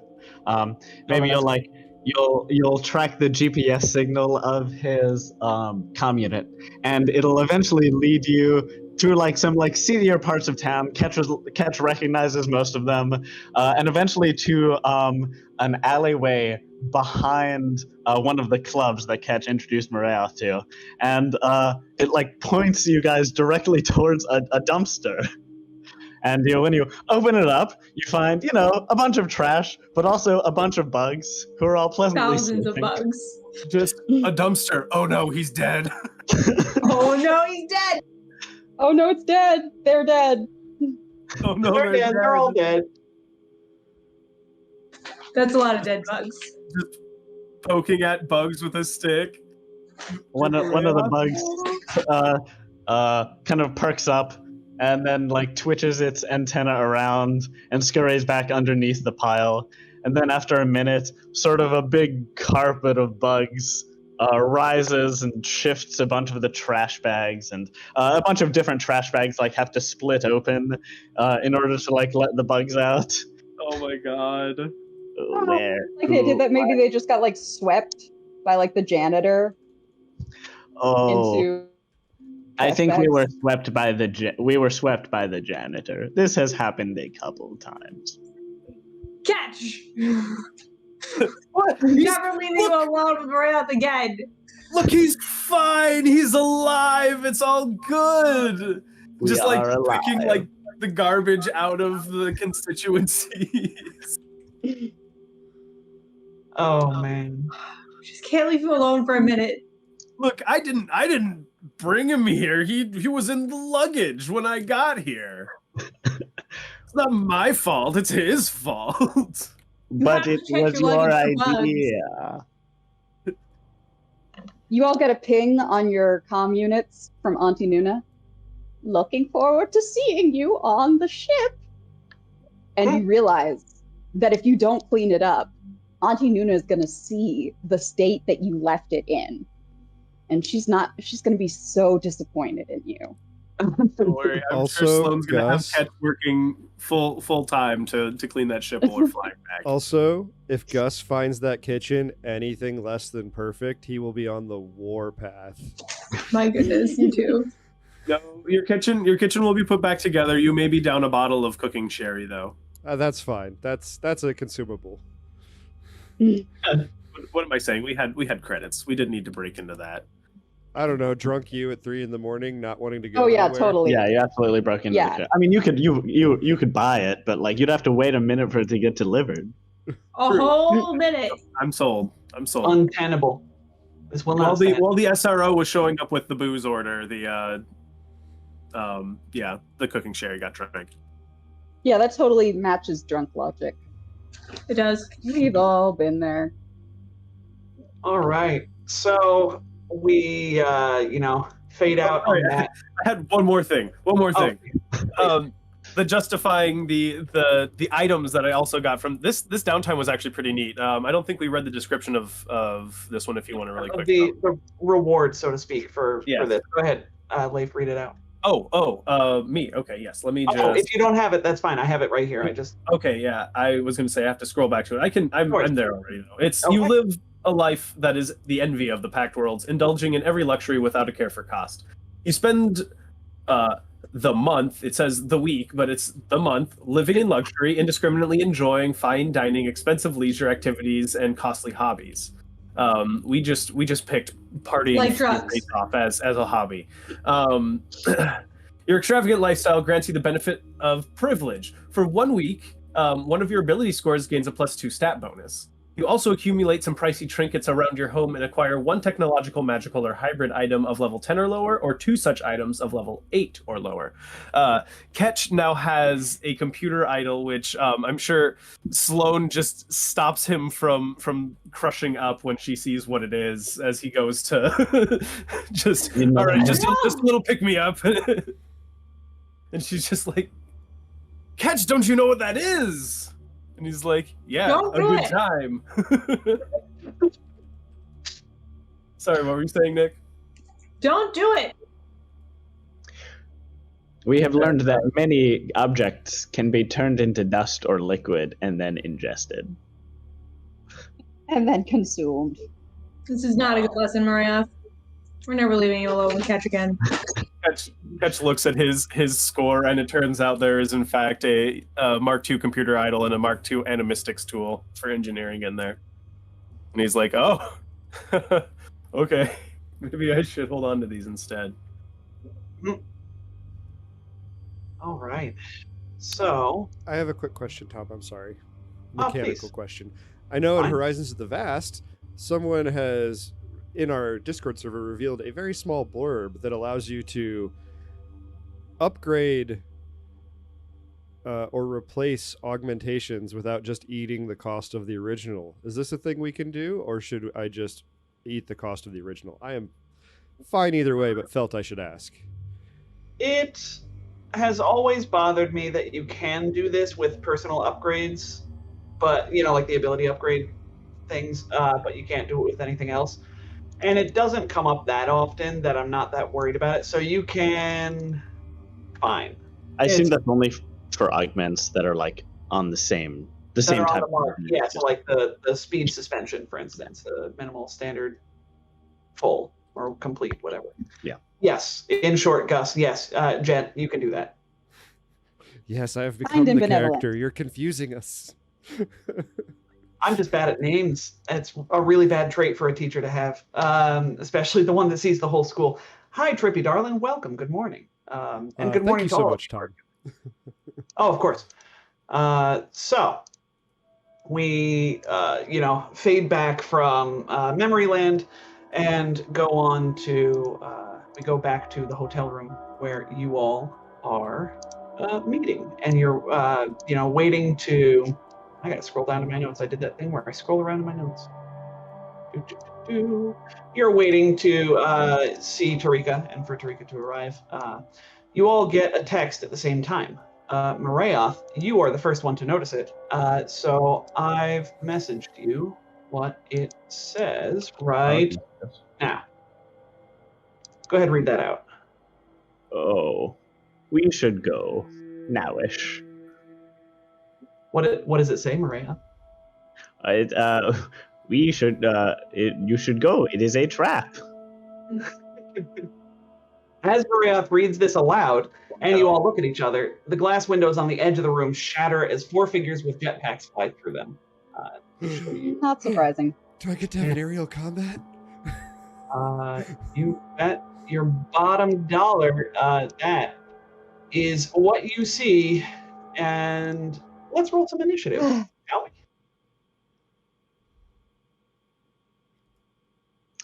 Should Why we can't be? we ever have nice things? Oh, yes, you should be on a map. Pardon me. Yeah. Doop-a-doop-boo.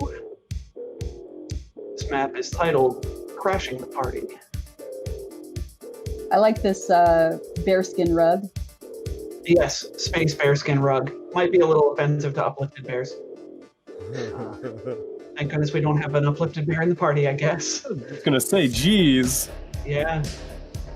I mean, are monkey skin rugs that offensive to us? Yeah, actually, maybe a little. They're at the very least creepy. Gotta get my character sheets open. Gus, where's our initiative roll? Oh, there it is. Weird, dumb question. How many resolve points should I have at this point? Half isn't your it, level, your so level? 4, plus your key ability score, which is charisma. Your key ability mod. So, I don't know what your charisma mod is at this point. Okay. All right, thank you. Yep, you should be anywhere, I imagine, from 7 to 9, really. Yeah, it's 7. I was just like, I thought it scaled with level Yeah. more closely. I thought it was the level.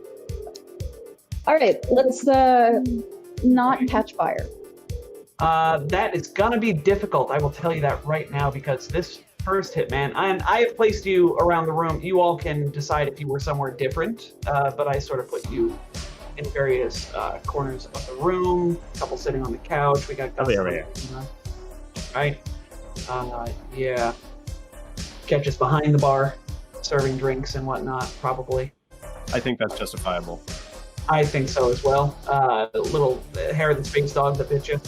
Yeah. Hair of the Akata that bit you, as it were. There we go. Plus Akatas are basically just ghost space dog looking things. Also, if you're not opposed, as much as it's not to our favor, Gus would be right next to Rayoff. Yeah, that's totally understandable. All right, we're clumped up for maximal fireballs. I do love that. I'm not going to complain about that because let's see, this blue hitman with a jetpack is going to regrettably have to double move. So their surprise, the benefit here is they got to crash through the glass windows, and that's pretty much it. So they're not going to get very far this round, but they do wield a wicked-looking flamethrower as they fly through the room. The 3 on their wings designates every 5 feet they're up, so they're up 15 feet. The ceilings in this room are pretty uniformly 30 feet up, for your information. Yes. So that is that hitman's turn. Sloan Rider, first of the crew. Oh, how does that happen? Oh, look, you got my face. How pleasant. I pull my pistol as I move over here behind him, and I shoot him in the back. I hold an action to shoot him in the back of the knee when Gus is on his other side. He is 15 feet in the air. Well, no, I'll also be 15 feet in the air. Oh, really? Yeah, fly. we can all fly here. Jetpack. Okay. 3,000 All right. credits. Yeah, that's fair. I just wanted to. I had never seen Sloan fly before. All right, so Sloan flies up there and readies an action to shoot. So I will just move you down below Gus. We haven't had any flying fights. That is also fair. This is about the level where they become more common. Auntie Noona, you are up next. Okay, Auntie Noona is going to activate her horns, her arc-wand horns. Actually, hold up. How far am I from these guys? Sorry. Oh, nope. Auntie Noona will get up. Sort of like dust herself off. and then tap. So she'll move. She'll get up, dusting herself off, and move within range of these guys. Gotta be 60 feet. Yeah, all of them are now within range. Yes. And we'll activate the Archwand Horns. Will save. So give me a will saving throw. DC. About 19. Okay. Well, it seems. Sorry, 17. While the aura lasts, creatures within 60 feet of you must succeed at the will saving throw to attack you, cast a spell that includes you as an unwilling target, or take any action to harm or directly harm or disable your equipment. So they'll have to make this will save only if and when they attack you. If they're within 60 feet of you, which is going to happen, but they just don't make it right now. Score. Cool. All right, so that was your move action. That was your standard action. Magnificent set of horns. And we go on to Hitman the Green. So Hitman the Green can get here. So he'll jet through the air. Oh, man. And let's see. Hitman the Green is going to, I guess, yeah, you know what? Fine. Hitman the Green lets loose a giant gout of fire in the direction of both the blue Hitman and Sloane Rider, not seeming to care about hitting his friend. And no real good teamwork amongst these guys, huh? well, there might be a reason for it. So I have. Maybe they don't care. Oh my lord! Yeah, cool. this is right. Got these on the Roll20 Wow. Marketplace. Ka-ching. Fancy. Very. So this is a 30-foot cone that the Hitman is spraying a fire, and the cone is going to affect both Sloane and blue Hitman. So this is a blast weapon, which means I'm going to roll 2 attack rolls, use the damage roll from the first, and we're off to the races. So these take a -2 penalty to each attack roll, which has already been factored in. This first one is going to be for Sloane. That is a 36 to hit Sloane's EAC. Go ahead and take. Yeah, that hits. Go ahead and take 13 points of fire damage for me, Sloane. And then he makes another attack roll at his friend. And gets a 34. So that is also, he does clip his friend with this attack. But yes, indeed, his friend seems to be highly resistant to fire, only taking some of this. And that will be. And the Green's turn. Catch. What you doing? As when they crash through the window, he just kind of screams and then like stumbles back over the counter. I figure is kind of what happens. So on his turn, he'll pop up and flip his goggles down, and he's just taking this round as a boost action. His gun forms out of the cyber gauntlet he had on his left hand. Love it. And he will be using superior firepower, focusing on blue. Okay. So you can mark yourself with a blue thing. Marayoth, it is your turn. Yeah, so presumably our weapon is not formed, and if I recall, so we haven't had many surprise combats like this. I assume that even with the high base attack bonus, I can't draw the weapon for free. I need to move, and I get it free with that. You get it for free as part of any move action. Any move action, not any move. Now I gotta check, because that sounds like there are things like that. Well, it's the classic Starfinder move action problem that they solve with strides. Yeah. Yeah, we don't need to take that. If you're willing to let me do activate the attractive force at the same time as manifesting the soul of play. That's the problem. You can combine drawing your sheet with moving up to your speed as a single move action. So it is clearly laid out. You have to move your speed. It's not any move action. Then Morath will rise into the air. I guess also trying to get out of an AoE. It's kind of difficult. I'll get into the corner. And then drawing my weapon, and then not quite that far. Slightly saying, no, give that to us. Oh no, please. How did I forget that this was going to happen? Ooh, 20 versus Good Case. question. That misses. A 3 on the dial. Oh no. Yeah. Oh, thank Morath God. you couldn't rolled get left 4. on that either. It's fine. Yeah. I have good sorry goose. for you. That's what really matters here. Yeah. Gus, your turn.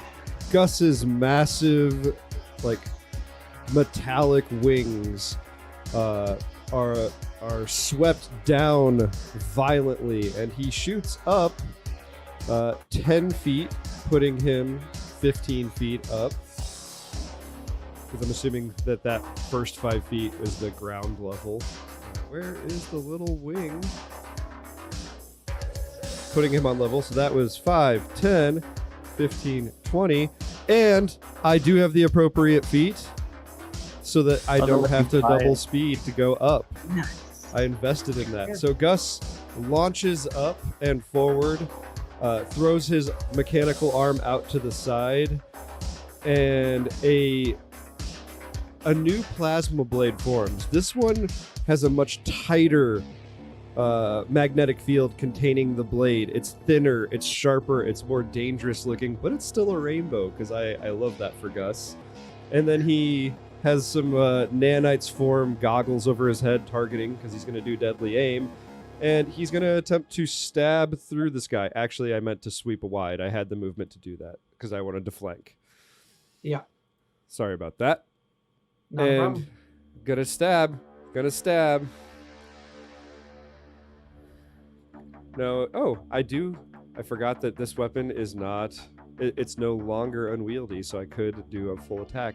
A 16 versus EAC, however, will miss. I rolled a 3. Twinsies with Murath. Yeah. Is that factoring flanking? It's factoring flanking and deadly aim. So I don't see flanking. I do see deadly aim in your math. I did activate flanking. I feel like we've done this before. Either way, you know what? Even with flanking, that wouldn't hit, so I don't need to worry about it. Yeah, I think I don't know where that other -2 is coming from, but I remember we did this out, and it seems like they cancel each other in the calculation. Do you have check if you have a condition on. Might. Either way, we will move on to Sloan Rider, because you have finally seen your trigger. Your trigger has happened. Gus is adjacent to this guy. Victory!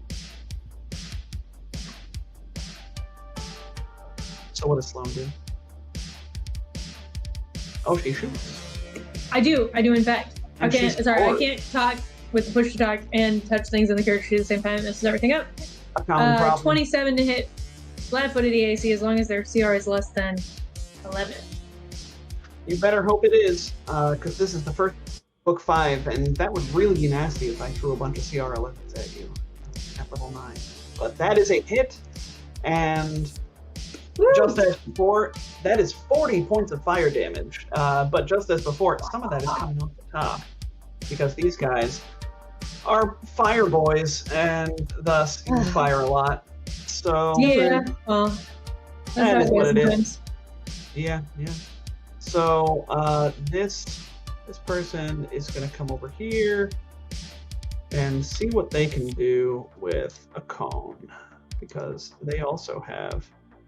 No, that's not worth it. All right, they're gonna. Whoops. Hello. I have a lot of things on the GM layer here, so I'm moving things around. You just can't see it. So let's actually make No, this. if he has a 30-foot cone, right? That gets. That just gets no. it just gets Sloan in his body, which Yep. is Yep. probably not worth it. Two turns in one round. So he will instead jockey for position over here, and that will be his turn. Now this other person you'll notice has a yellow background. They look slightly different. They're a little more lithe than the flamethrower boys. They're wearing light armor as opposed to heavy armor. They just didn't give me art for it, so I changed the color of the background, and that's how you know. Clever. Okay. Yes, and that's okay. Yes, there's always. So this person will, if they are there, how far away can we get? No reason in particular. Okay, so we'll go. They'll sort of push a chair aside and aim over another chair underneath. Are they not flying? They're flying. You're right. I forgot. So they are hovering over the table, and they are going to. In that case, they'll move here with their jetpack, and they are going to fire a dart at Catch. So. Oh hell no. Oh, hell yeah. Let's see if we can get a hit. How does a 29 do you, my friend? That'll hit. Oh, hold on though. How much cover is this counter giving me? Let me. I'm gonna say partial cover, because you're aiming over it, right? Like you pulled your gun out and started charging up. Am I wrong? Yeah, then that'll hit me. Okay. So that will be 14 points of piercing damage as a needle from this advanced Night Arc needler. Night Arc? Okay. The drow place. Plunges into God you. Damn it. And I'm gonna need. Well, a couple things happen. There's a lot of things that happen, actually. You feel your body sort of, an icy coolness floods through your body as a genetics inhibitor activates in you, and you are going to, this reduces your resistance to fire by 10. Not only does it reduce your resistance to fire by 10, it in fact makes you vulnerable to fire as per the genetics inhibitor. It's almost like these people did their research on this team. And then you are also going to need to make me a fortitude save, my friend. Don't like that. Not one bit. All I'll right. take a reroll if you guys will allow it. Please. Do it. There's a 20. Ooh. All right. So that 20 was what you needed, because the poison that you have been injected with, I'll tell you above board, is biocide. And biocide is a very interesting poison. It's only got a DC 11 save. However, if it is keyed to a specific creature subtype when crafted, that creature subtype takes a -4 penalty to saving throws against the poison. So luckily you succeeded. So you're only going to please take 1 point of hit point damage as you made a save against a poison, and that is how poisons work. It goes directly to your hit points, not to your stamina points. I am painfully familiar with poisons, and let's move on. So you are, as you're familiar from season 2, you are your fire resistance is suppressed, and you are vulnerable to fire for the rest of the combat. 7 rounds if you want to know for sure. But. All right, so Hitman the Blue is going to take a turn now, and Hitman the Blue finds themselves in melee. So they're going to drop. They'll drop their flamethrower as a free action. It clatters to the floor, and they draw a wicked-looking two-handed sword, and they are going to roll to see who they hit. Odd as Gus, even as Sloan. Odd as Gus, as always. So they attack you with a devastation blade. With a vicious slice, 28 to hit your cack. It just beats. Excellent. Please take 21 points of slashing damage. Oh, for some reason, sorry, I was fixing my flanking. Should I be at full stamina, or did you apply damage to me? I didn't apply damage to you.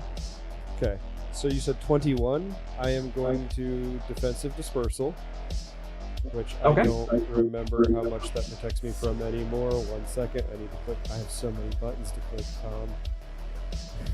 Yeah, big So move. many buttons. That's level 9. Yeah. So 21 minus 13, so I will take 7, 8 stamina. All right. And Auntie Noona, it is your turn. All right. Auntie Noona is not happy that these people are doing things to her family. She's gonna, I guess, get around the couch because I don't trust her. Would it be acrobatics to vault over the side of this couch? It'd be a very easy acrobatics check, but sure. Yeah. Cool. She does that. Okay. Oh, yeah. She is super spry. Right for an old lady. Yeah. Have I mentioned how much I love Noona today? She does goat yoga. All right, so what does Auntie Noona do after that? Here. And then Tom, are she's you going okay? You to... have barely touched your portmanteau. Huh? What did I miss? You totally missed a prime opportunity for Goga. Oh, Oh, are you well? Are you feeling okay? Have you eaten today?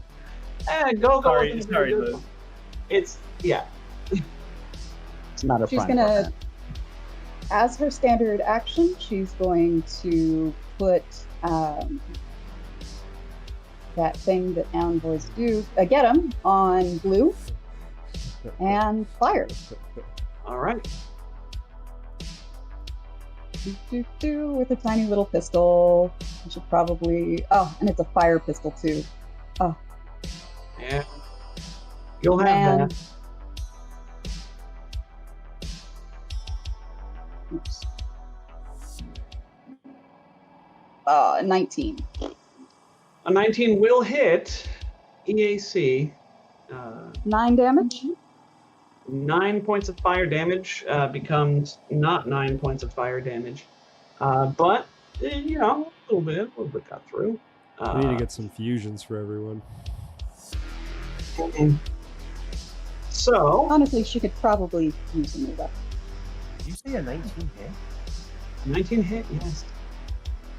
Hit EAC. Yeah. So, green, meanwhile, is... Green is going to swing around here and to the east, and actually, nope, Auntie Noona would be out there. So it's actually going to form something of a flanking conga line, except it's not going to flank, and instead it's going to let loose once more with a blast of fire. A ring of fire. Like that. Just missing Noona. Somehow Nope. I can't harm that little old lady. Nope, catches Noona. Super duper catches Noona. Even with a will save? Let's see. So makes a saving throw to attack you. So let's see. What happens? Well, succeeded a will saving throw. Okay, so it's gonna succeed. It's gonna try and succeed at a will saving throw against you. Mhm. Since this is a blast, I'll say that you can. He'll lose the attack action because he can't. He's not making different attack actions to attack different people. So, since this is the blast weapon, he will save everybody from this attack roll if he succeeds at the saving throw, or if he fails. If he fails. Yeah. So here's hoping he succeeds. Not bad. I got a 16 on the save. Woo! It's a 17 DC. It's DC 17. I know it. So he fails. He does indeed. He sees that little old lady with the amazing horns. I'm not going to say little old lady with an amazing rack, and will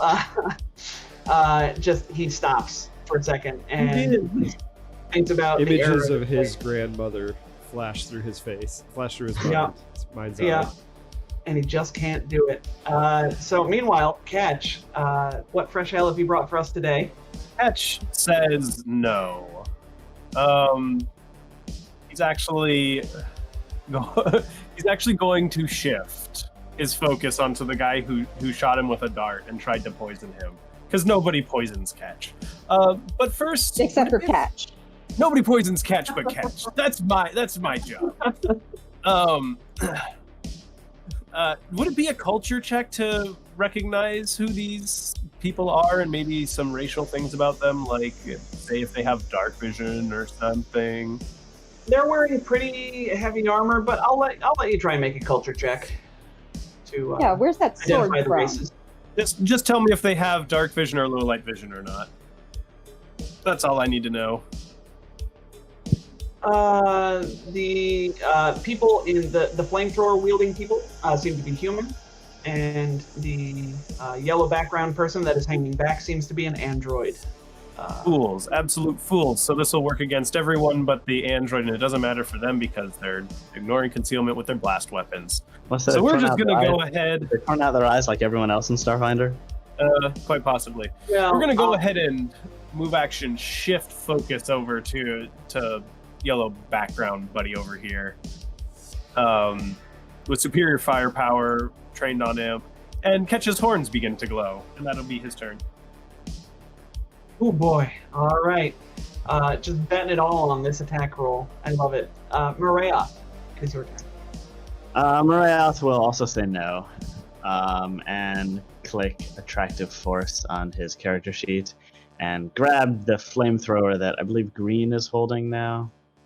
Yes, Green is holding the flamethrower. 28 versus KAC. That will do it. I will take a flamethrower. Okay, so I will put a little no symbol on him to remind me that I can't do the cool, fun thing with these guys with the flamethrower that are really big and dangerous. He's got a big sword. It'll be okay. Gus, it is your turn. All right. Swift action. I am throwing out. Nope, can't do that. Not gonna do that. Not gonna do that. I've got plans though.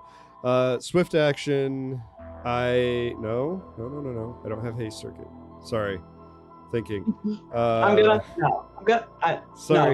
I have so many options as a nanocite now, especially at level 9. I feel your pain. Move action, the plasma blade, seeing that flame is doing less to these individuals than it should. Gus concentrates for a moment, and the plasma winks out of existence, and the sword hilt enlarges and grows to be like 5-6 feet long, and it turns into a massive seismic pick, and he attempts to bring it down on the head of Blue. Dang, yo.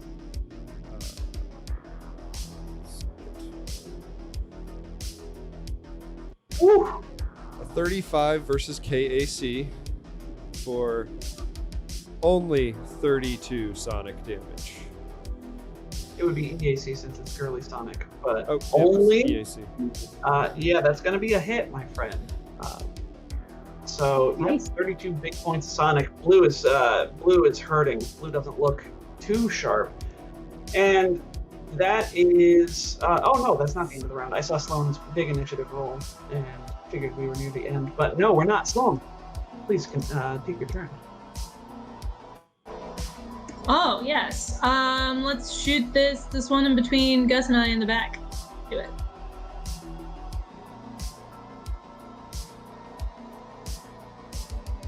Since taking 10 worked last time. No! It's a nat 1. That's a bad day. Oh. With a nat 1, Good. that is what it is. And Hitman the Red still is now is the only one in possession of his flamethrower, and sees Mareya sort of pulling those things. Itching for flamethrowers. What? Moraeus is just itching for flamethrowers. He has flamethrower lust. Yeah. Yes. So Red is just gonna keep pouring fire onto Sloan and Gus, I think. And by keep, I mean start, because Red had to travel last turn. So we will once again emit a burst of flame. Oh! You know what? If he moves forward, he can actually hit more of you, I think. Oh no, but then he has to choose. Yes, What 10 feet closer. He will only move 5 feet closer. But first, let's send this back to the token layer. Sorry, there's a lot of pieces here. Do fancy things like that. And I do want to stipulate, Gus, in a rare move on my part, I have heavily invested in acrobatics with this last level up. He was flying through the diaspora willy-nilly, so Yeah, I sure. do have the required amount to just automatically hover. Yeah, that makes sense. I assumed, I should not have assumed, but I did. So Red will move up and miss Sloan with this attack, but take release a big gout of fire at both Gus, Blue, and Catch behind the table, behind the counter there.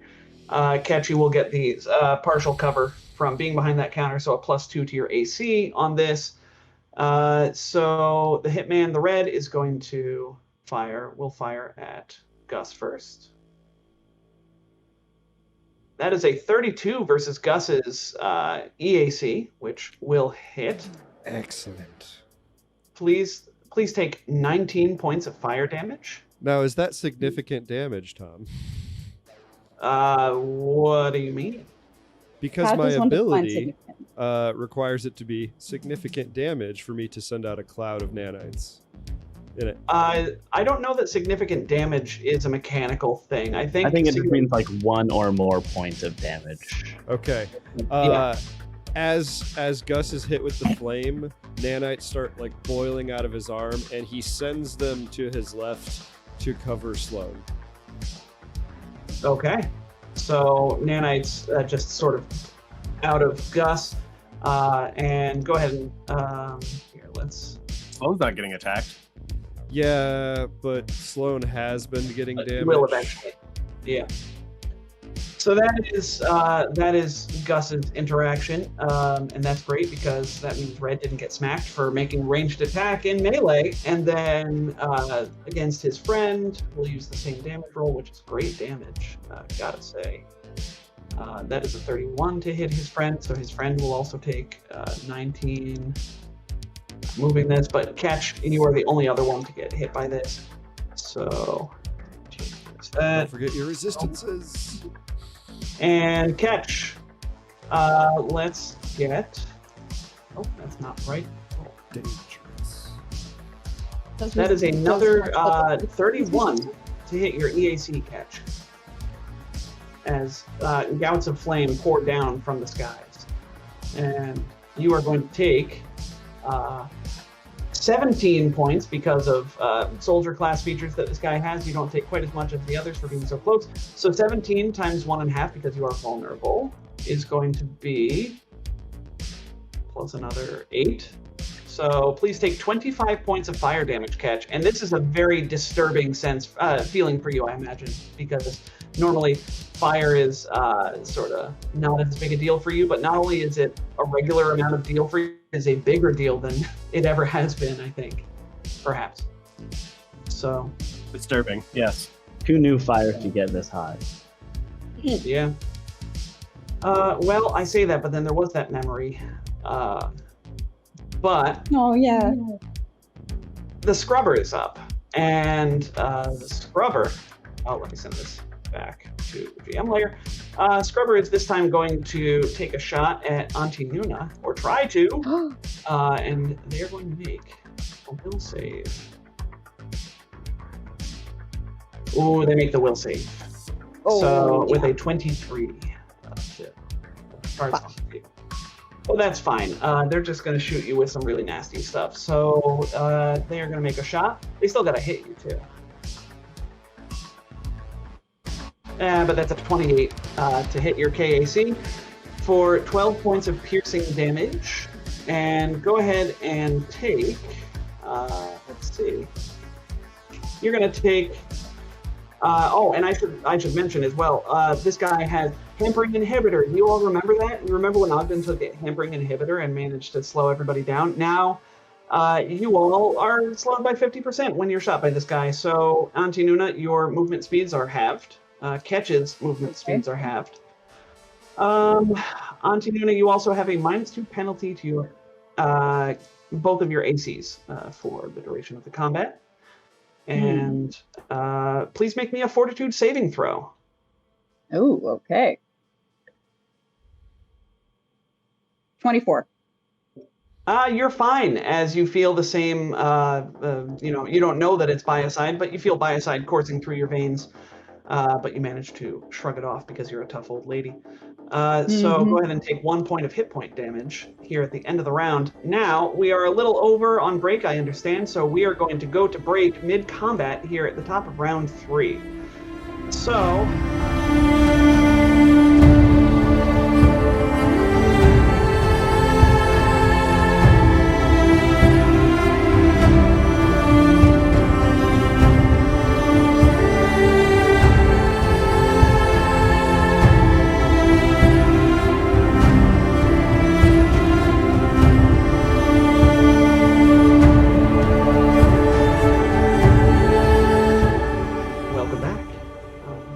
break, I had some pulled chicken that I had leftovers, which was very tasty. Nice. Yes, and I didn't even get lost in the bathroom. Yay. That's where you store it, right? Yes, of course. As every other regular human, have a refrigerator in the bathroom. Of course. We're going to have a talk about food hygiene off screen. One thing I could say about the South, well, the taco game is not what it is in California. The barbecue chicken game here is on point. Oh, it's barbecue so in general, good. Right? Barbecue in general, but yeah. Yeah, but then the South has a bunch of especially. weird, I say weird, different barbecue sauces, right? Like there's white barbecue sauce, there's yellow barbecue sauce. Like I remember Max was talking about it with Rebecca and Drew a lot over in Cosmic Crit at one point. There's a whole thing about different kinds of sauces. But we're not here to talk about sauces. We're here to talk about this hotel, that's the word. This hotel room that is slowly catching on fire as 4 very rude people spray it with fire and try to catch you in the blast. So let's come in at the top where Blue is regrettably surrounded, being blasted with fire by his allies, being slapped around by his enemies. He's going to take a full attack. One is going to be at Gus, and the second is going to be at Sloan. He needs better friends. Yeah, well, in theory, this works. Not very good with the sword right now. He only got a 19 to hit Gus, which is certainly going to miss KAC, and a 13 to hit Sloan, which is definitely, most absolutely not going to hit Sloan. No. Those are rookie numbers, got to beef those numbers up, but that's okay. That's why he's the idiot who got himself surrounded. Auntie Noona, it is your turn. All right. Auntie Noona is going to renew that thing. Renew Get 'em on Blue and apply it to Red. Okay. And she's going to shoot, I guess, Blue. Let's see how this goes. 25. A 25 will indeed hit Red for some amount of fire damage that even got through. Woohoo! Okay. I'm not here to make you feel bad about your damage rolls. It's just a bad draw on fire being the most resistible thing. Yeah. But such is life. Green does not have a flamethrower, is not happy about this, Green, I think... Yeah, you know what? Green is going to descend to the ground and Coward. drop... to keep things simple, we'll go here and have spend their next action to pick up Blue's flamethrower, which they dropped. Yes, Simon, I'm daring you. I'm daring you to take this from me. All right. Catch, it's your turn. My turn, you say. The turn we've all been Wonderful. waiting for, or at least that Catch has been waiting for. Well, Is Catch secretly a Solarian? He takes 3 turns to power up, and then he explodes. Oh my gosh, he does. You're giving away the secret at the end, Tom. No. Yes, that's exactly what's happening. He's just channeling his Solarian explosions right through a big metal bracelet. Yeah, Technolarian. the what's the word? The awesome feat that Leif chose is actually that one that gives you some mystic powers.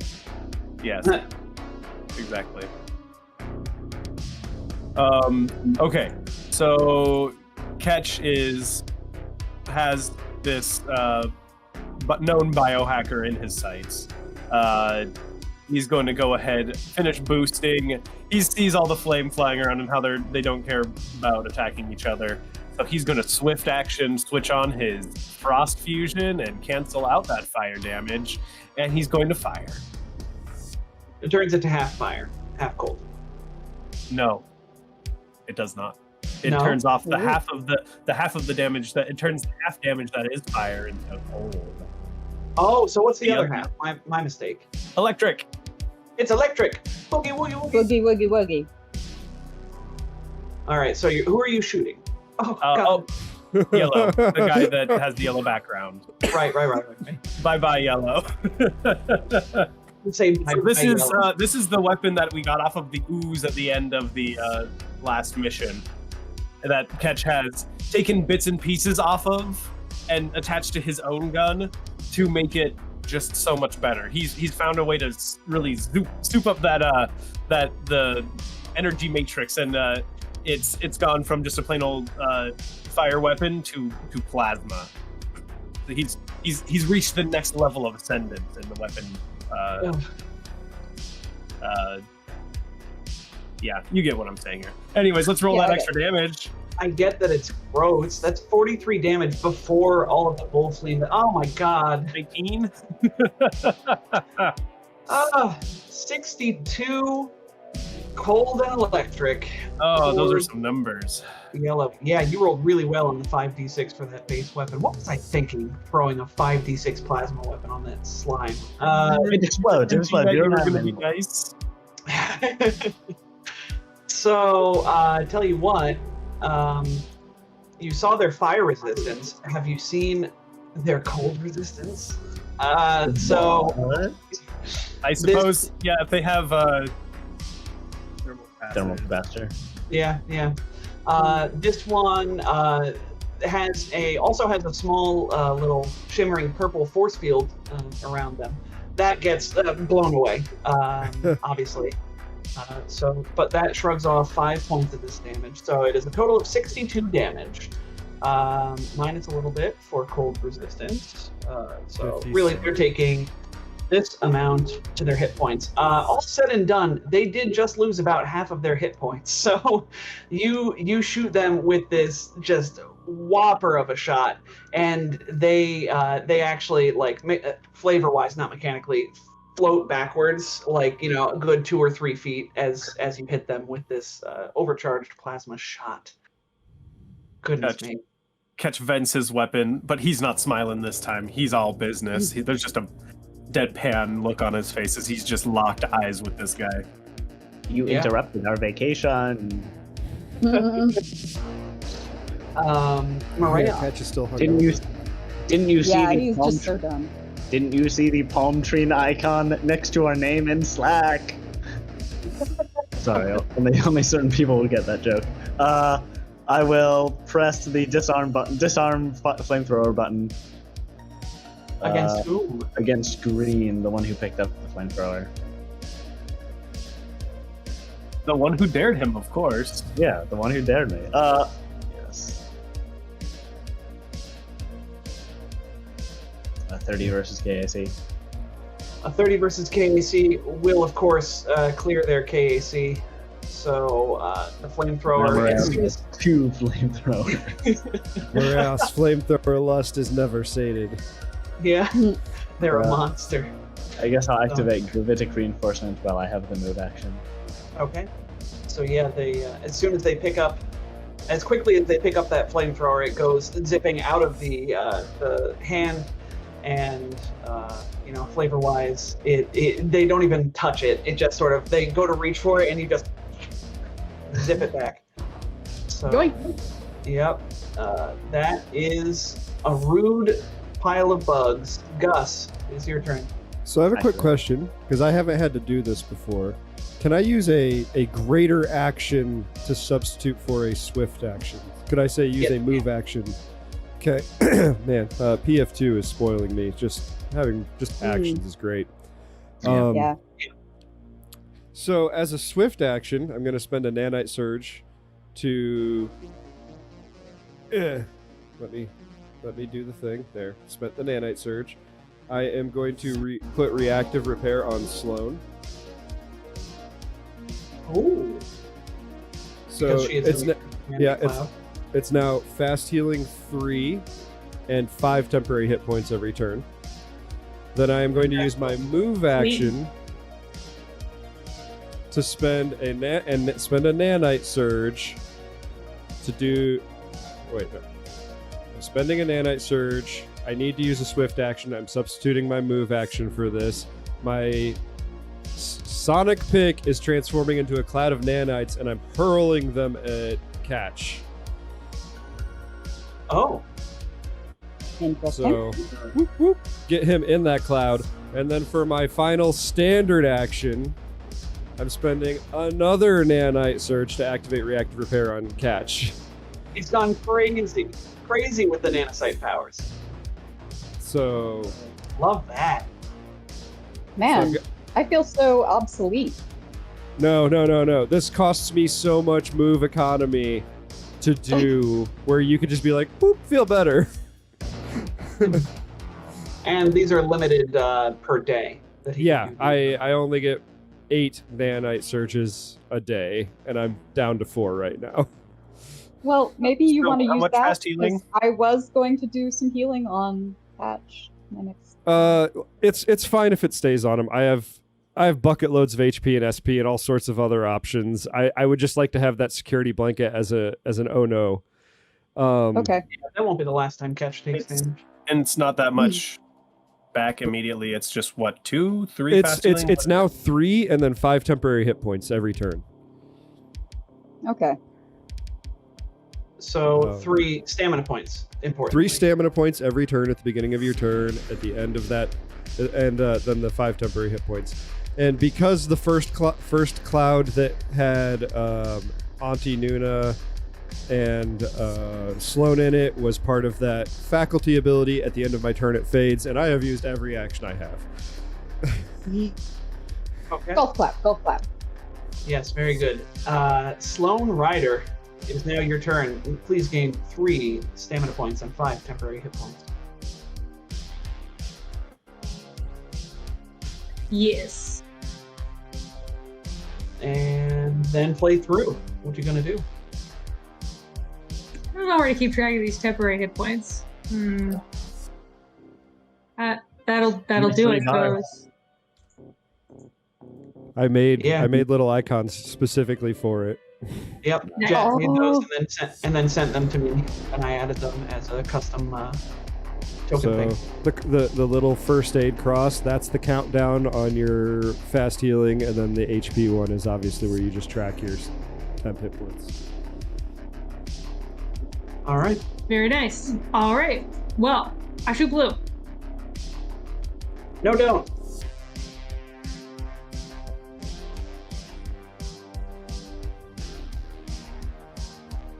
How did I get so far up? Huh? Oh, I there was you like halfway. Sometimes when you click back to roll 20, you're like halfway up the heckin' chat log. Yeah. It's very strange. That is a 22 to hit flat-footed EAC.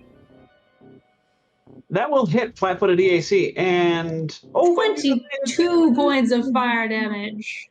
Yes. Only Now, once. correct me if I'm wrong. You don't provoke attacks of opportunity for shooting in melee?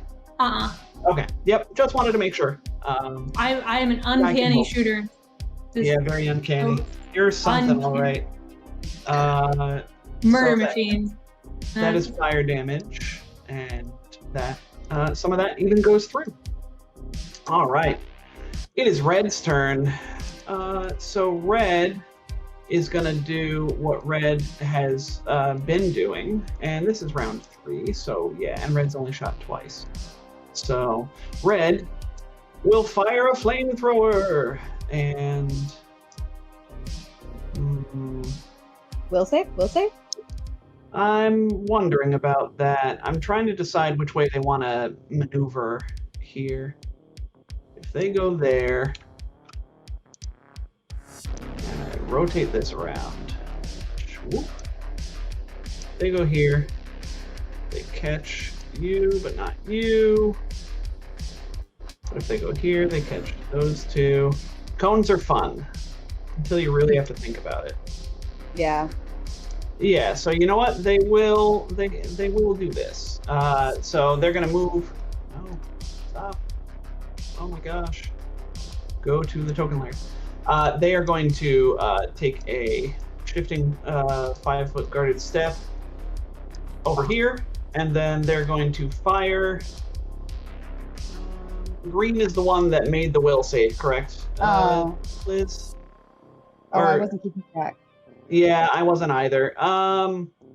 Because I don't think blue has made the attack. Oh no, it was the yellow that made the save, and then I don't remember which of them had to make a save against you yet. I think it was green. Okay, yeah, that makes sense because green was over here and would have hit. So green has made the save, and we're gonna put a little heart on them to remember that from now on forevermore. Red is going to try and make the will save against your horns. And they make it with an 18. Thank goodness. So they are going to shoot both blue, green, Catch, Sloan, and Noona in that order. So attacking on blue. We'll use this damage. Ooh, okay. So that's going to be a 25 versus EAC on blue. For pretty gross damage.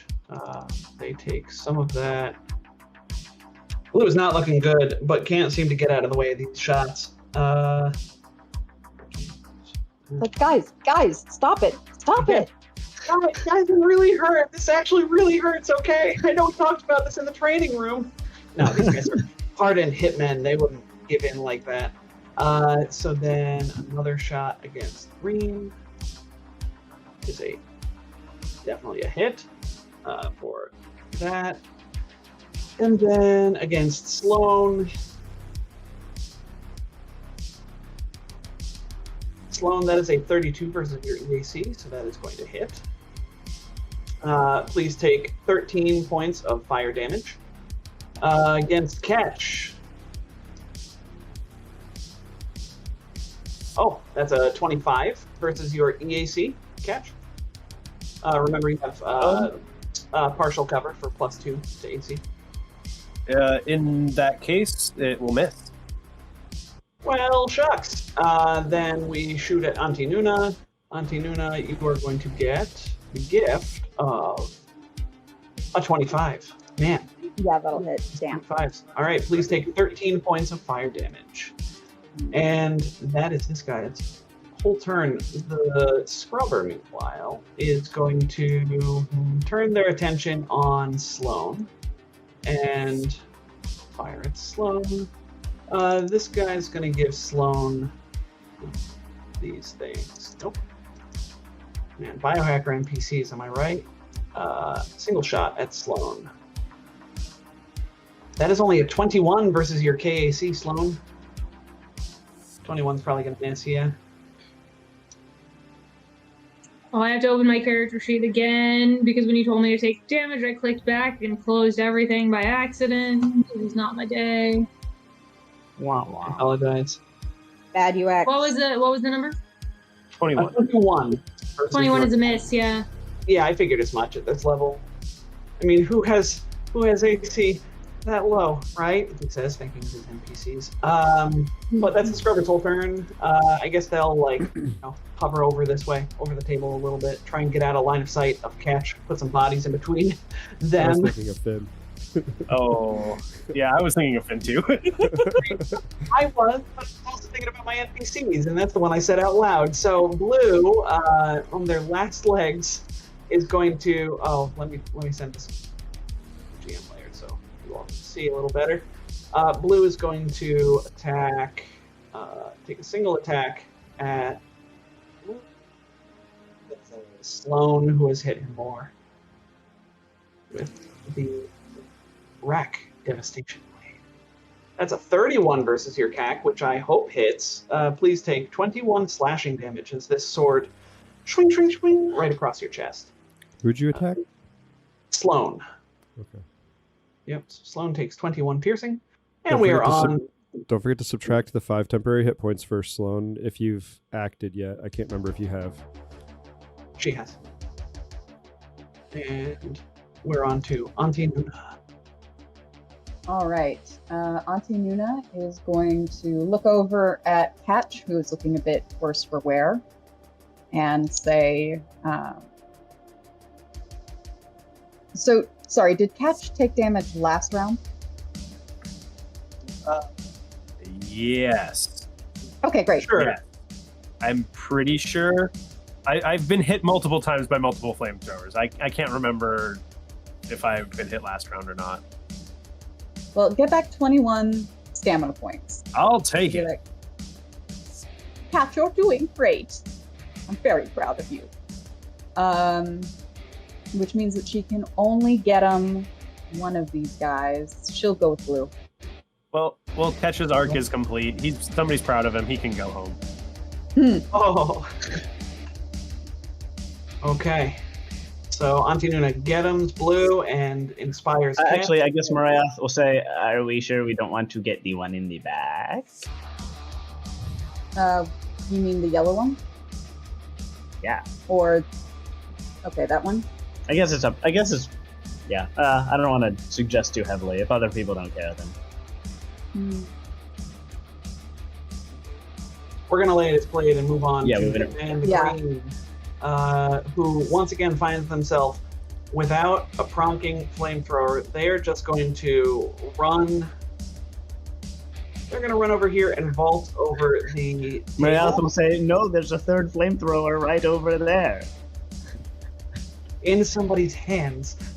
And they are going to... So Marath, you have your solar weapon out, and you have one flamethrower that you caught. You can't catch the other one because you only have two hands. Oh, the flare takes a hand. Yes, the flare takes one hand. You don't need to wield the weapon to catch it, so you can hold the other weapon in one I hand. can have 4 hands, but I didn't declare it previously. Yeah. Okay, I'll fix that. In future combats, just assume I have 4 hands. 'Cause I Unless got moving or increased speed something? anyways. All right. So anyway, he leaps over this counter, and he is going to... Oh, and Red just made that save as well. I just realized I need more Red. There's a lot of things to keep track of at level 9, it turns out, huh? So Yeah. Green doesn't have a Hopefully it gets flamethrower. worse. Blue doesn't have a flamethrower. And Green is going to slice at Marayoth, who has frustrated him. Mariah twice. has 15 feet up. Then he flies up with his jetpack and also joins you in the skies. Fair enough. Yeah. Sword attack. Hitman in the sky. Gets a natural 1. I hate my luck. All right. Wah, wah. Catch. We're on to you. Fast healing Catch. And as you do so, Gus looks at you, and there's a pulse of energy through the nanites, and you heal another 20 stamina. Oh my god. Okay, so plus 23 then. Yes. That puts me over. Gus sags a little bit when that happens. Oh no.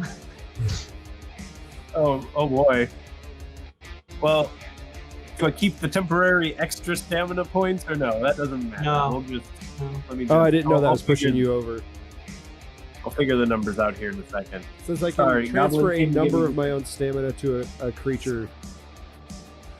Oh, that was not necessary, frontliner. Yeah, dude.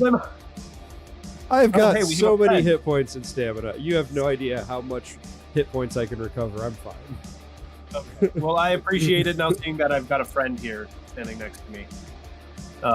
Does he have a melee fine. weapon out? Sorry, Goblin came and got me because I guess he needed someone to sit next to him while he was eating his breakfast. He's being a very needy boy today. That's adorable. So to catch you up to speed, this green is hovering 15 feet above you because they attacked Marayoth. With a melee weapon? Yes, Yeah. 15 feet above you puts them out of your reach, though. Am I out of their reach? Yeah, you're what on the ground. He's 50 Oh, feet that's up. what you said. Sorry. Sir, please. I'm trying to do something. I'm trying to look cool in front of my friends.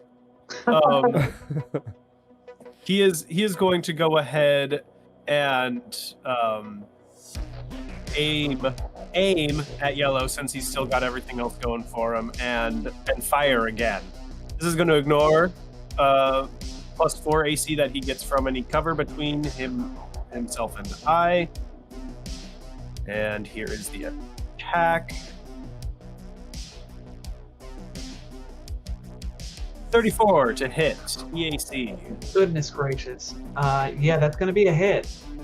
And only one more d6. Oh, just one more piddly point of damage. Oh, yeah, 36. only 36 points of damage for the ranged weapon wielder. Yeah, your life is so hard. Glad I figured it out. I finally figured out ranged attacks. You just got to be a real specific class, guys. You just got to be a prototype weapon mechanic, and then you can do oodle. And then wait 2 turns in between every shot. Yeah. Well, no, I mean, honestly, they could be. Numbers are weird. They could probably be putting out more damage if they attacked every round. But whatever. Yeah, The build up every other round is so cool, though. And you all aren't exactly struggling in combat in general. So I should think not. Don't remind the audience. you all are very capable. Marayoth, it's your turn. Marayoth will say, okay, we get the point. You can have it back. And they drop the flamethrower on the ground 15 feet. And then flies away. They will take an attack of opportunity as you do this. Tumbles away, sorry. Tumbles. All right, go ahead and make me a roll.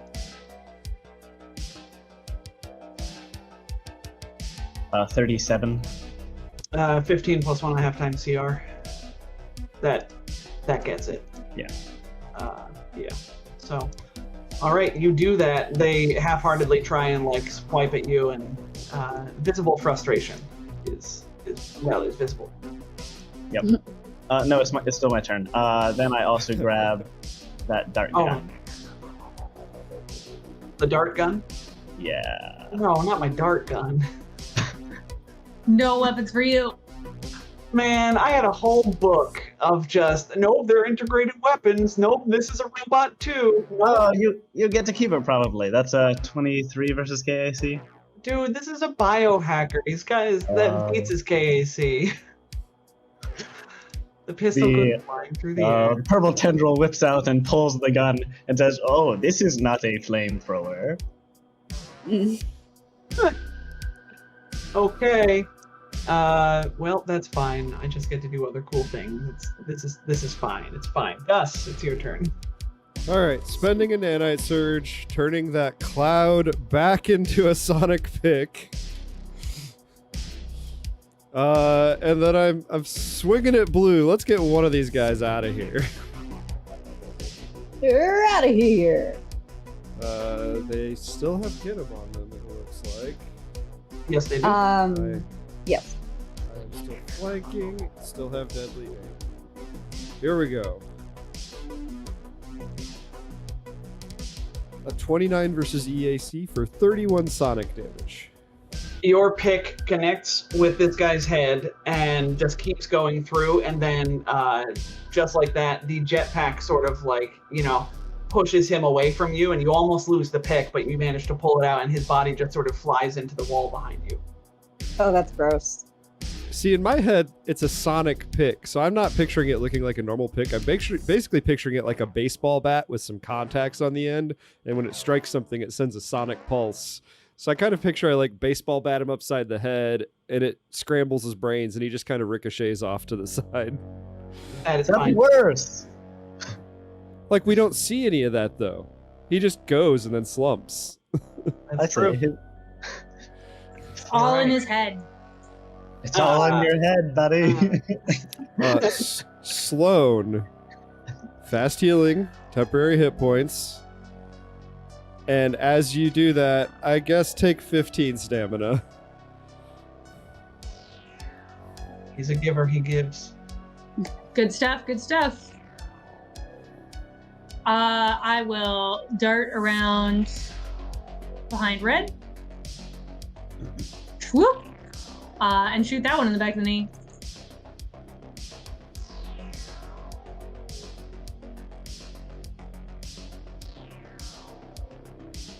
Ooh, For 29 versus flat-footed EAC. of course that will hit for, wow, 40 points of fire damage. 40 points of fire damage. Thank you for being a mostly fire-focused team in this room of pyrotechnics, but that's still not saying a lot of that didn't go through. I love how the fire focus is working to your advantage, Tom, whereas it's working against me in Star-Lord's. Yeah. All right, so Hitman the Red is going to sort of fly around back behind Sloan. Yes, this provokes an attack of opportunity from our good friend Gus. In fact, it does not, because I had to use my reaction to heal Sloan. I love that. Thank you for this gift of not hurting me. And then Oh wait, but I get to hurt you. you could try. You're an operative. What could you do to me with an attack of opportunity? He said, tempting fate. Hit you with a knife for 2 slashing damage. Your knife makes contact, but simply skitters off the deflective. Note to self: nature get a better of- knife. Yeah. He doesn't take any damage from that. He's got DR 8. So, I still got to hit you with a knife. but doesn't count if you. Anyway, It's just I'm gonna hit you with the flamethrower now. Right in. So The tool that gives you flanking now. yeah, so flamethrower attack. This is against Sloan, of course. 27 versus your EAC, Sloan. That's a look of uncertainty. Meets just barely. Yes. All right, take 14 points of fire damage. And then against Gus. Subtract those Another 10 hit points. I haven't gotten into hit points yet. No, temp hit points. Right. I'm still in Temporary. stamina. THP goes before stamina. Oh. Yes. That's why, otherwise it would be useless. That's how the force fields work too. Gus, only a 23 versus your EAC. That misses. Okay. And then Marayoth. Even worse, a 19. Just misses. Wow. Rough. Yeah, really rough. Anyway, it's my scrubber who you just took the pistol from. So let's do something about that. The scrubber is a pretty smart person. They see you disarming things, so they're just going to come over to you. And as they go, a venom. You see, they hold out their arm, and a venom spur sort of emerges from inside their armor suit on their palm, I and No, they they're are stealing my going thing. to stab at thee. Can't disarm that. No, certainly can't. But that's only a 17 versus your KAC as they swipe at you with this. So, just a miserable showing. Oh, and blue is dead. Auntie Noona, it is your turn. All right. Auntie Noona is going to shout out at Gus.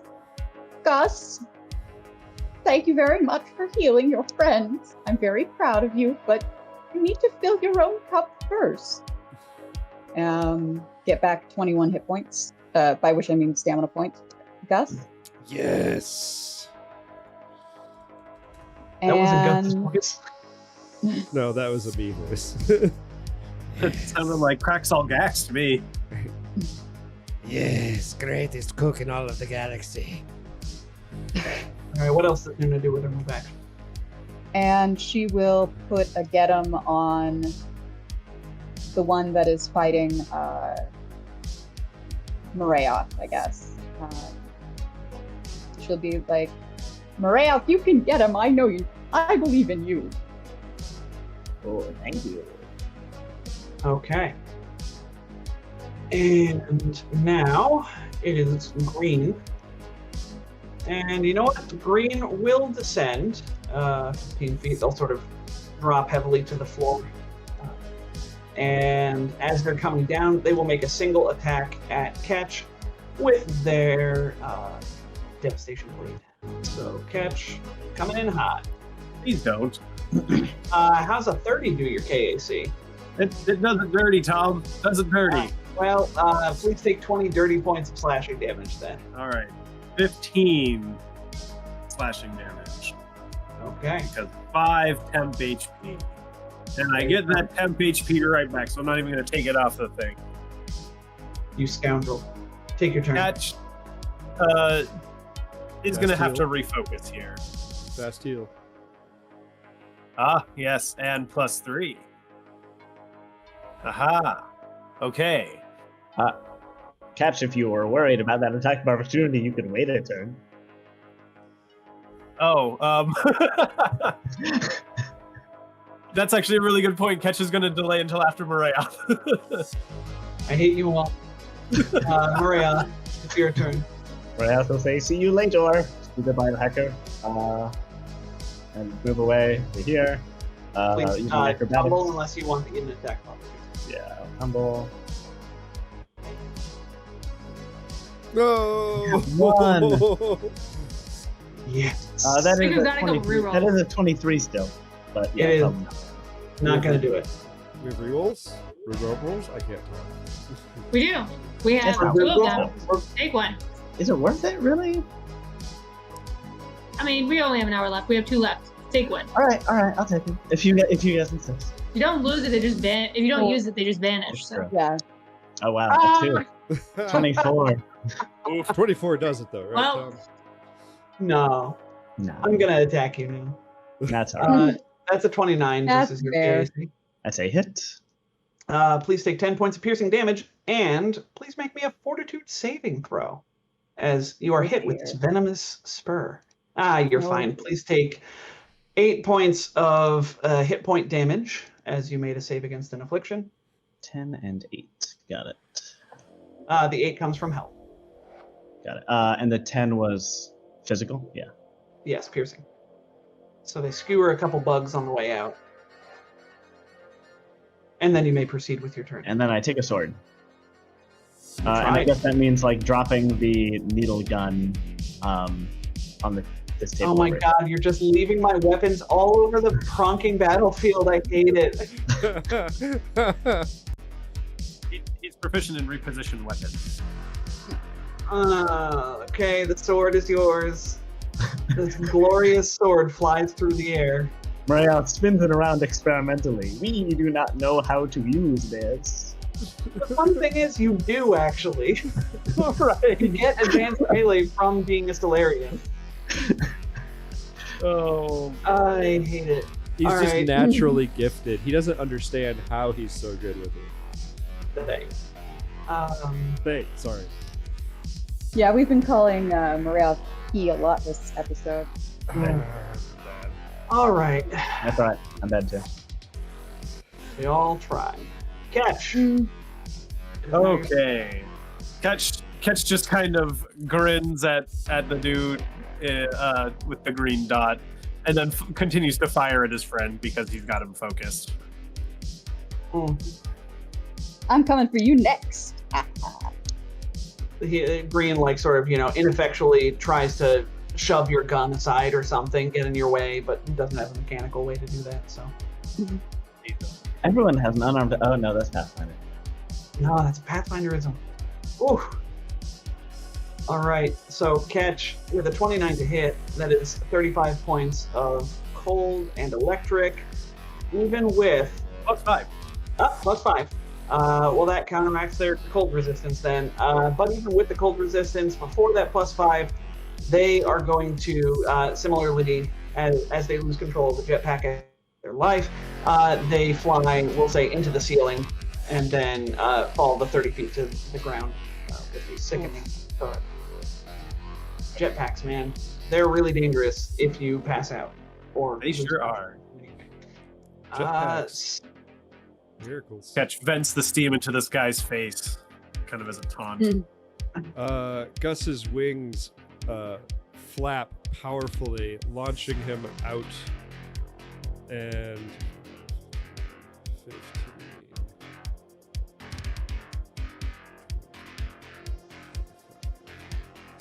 I can't go that way. I'm going to provoke an attack of opportunity. I'm going to end up right here. If they have a melee attack. They do not, because they have their flamethrower in their hands. All right. So Gus swoops around and lines himself up in flanking position. This person does not have get him. Let me deactivate that. Come on, hero roll. There we go. Not hero roll. Roll 20. Cannot talk. Come on, attacks. Come on, attacks.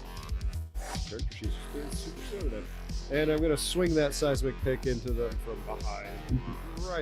Right at their noggin.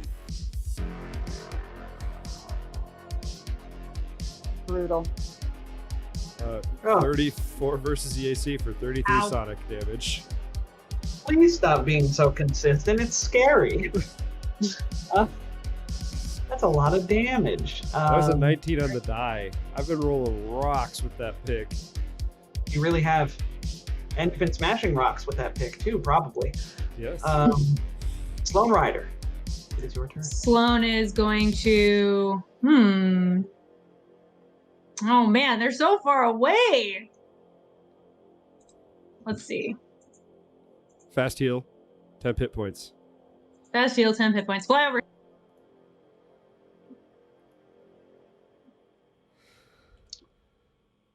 Remember, they are on the ground. Yeah, but you can go down at double speed, right? Yeah, I'm just saying.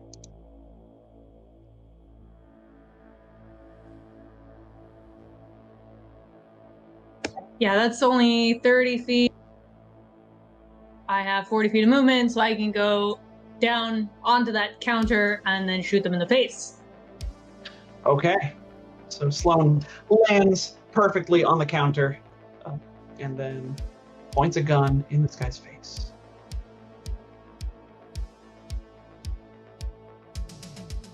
It's a 26 to hit, flat-footed EAC.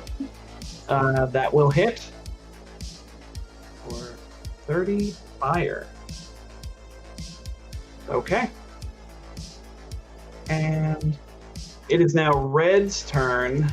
Red is going to drop his flamethrower as a free action because it's out of juice, and draw his sword as a move action, and then stab at Gus.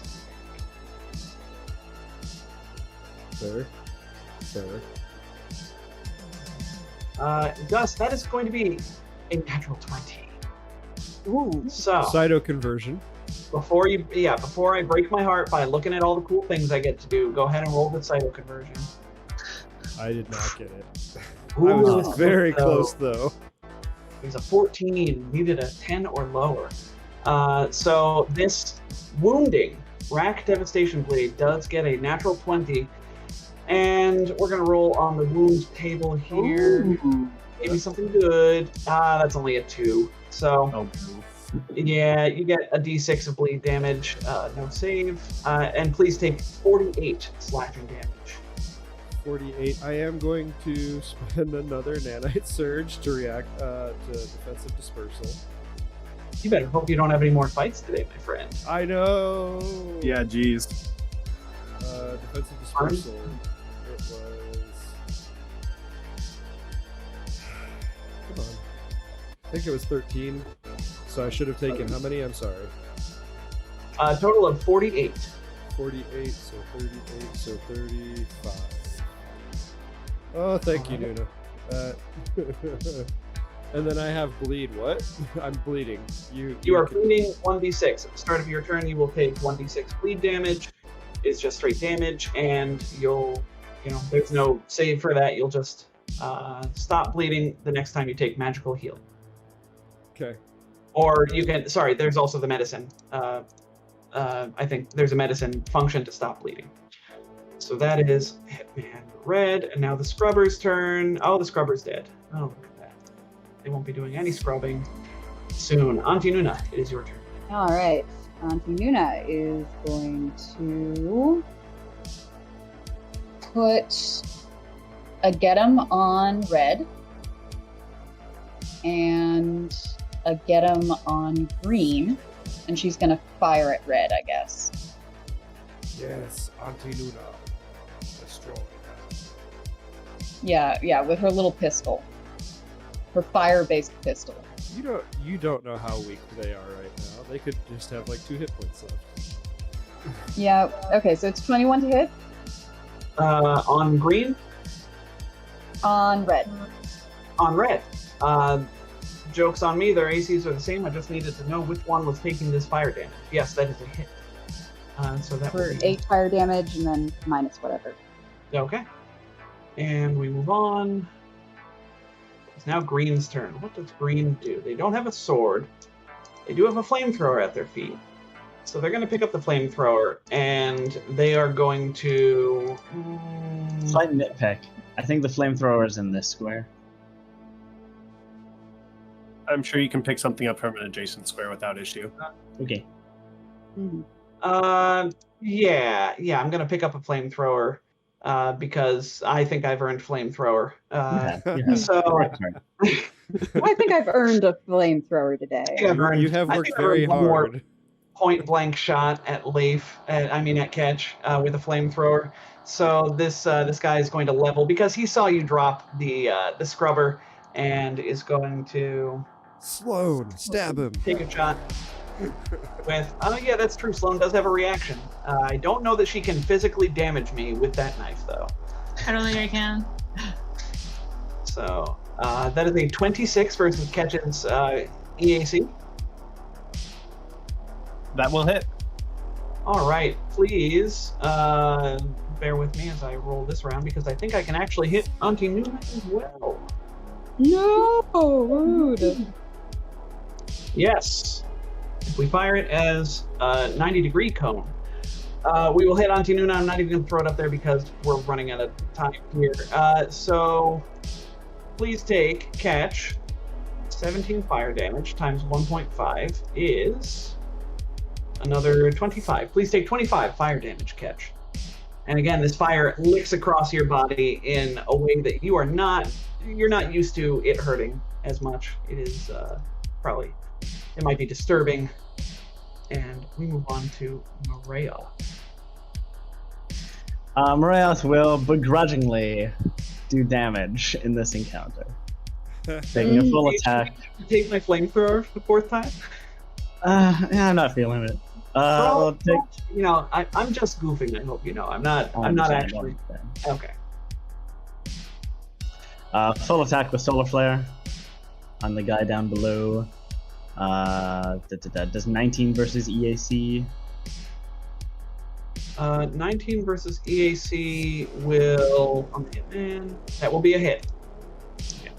So it's mostly cold with a little bit of electric. 18 and 22. Okay, checking my resistances.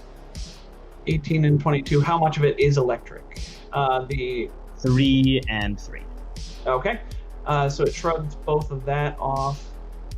I may have been forgetting that they had electrostatic harnesses. That's okay. It probably doesn't matter that much. And I am the king of forgetting electrostatic harnesses, as we know. So 18 plus 22 is 40, minus 6 is 34. Okay, so 2 shots ring out, and this guy takes both. Catch. Again, This guy- more of a volley of shots, but yes. Yes, sorry. Of course. 2 volleys. Leif, you are muted. Ketch focuses on the guy standing in front of him's weak points and will begin another charging attack. So, charge round. Charge round. Gus, Barrett St. Clair. You have 1 guy in your face. Oh, and Catch, don't forget your fast healing stamina points. And 5 temp HP. Thank you. I am turning flanking off. Deadly aim is active. Get him is active. And Gus winds up. And he's going to full attack. Ooh. So, but I roll very poorly and I miss with both, it looks like. Yeah. All right. I mean, I'm 6 and a terribly 5. 6 and a 5. Okay, cool. Well, you miss both times. He dodges and weaves and ducks and dives and dodges through the air. It's a dodge twice. Yeah, it's doubly important. It's Lone Rider. It's your turn. Fast heal. Got it. Let me do that. I'm doing great over here. I'm going to shoot that guy again. Okay.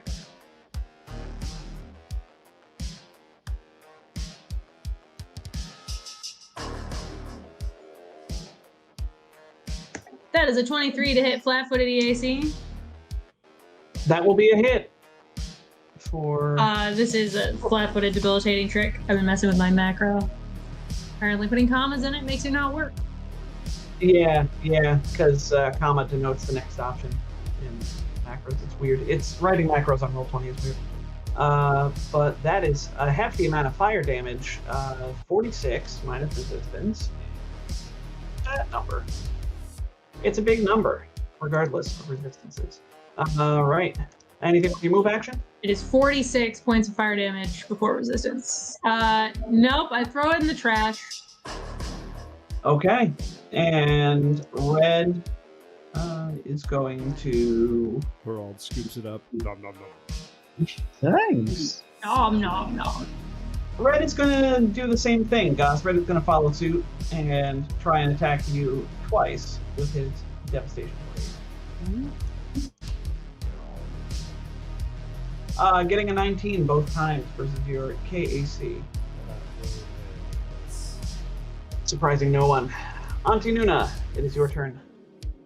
All right, Auntie Noona will renew get him on both red and green and fire at red again. Maybe something, maybe do something like, tiny bit of damage.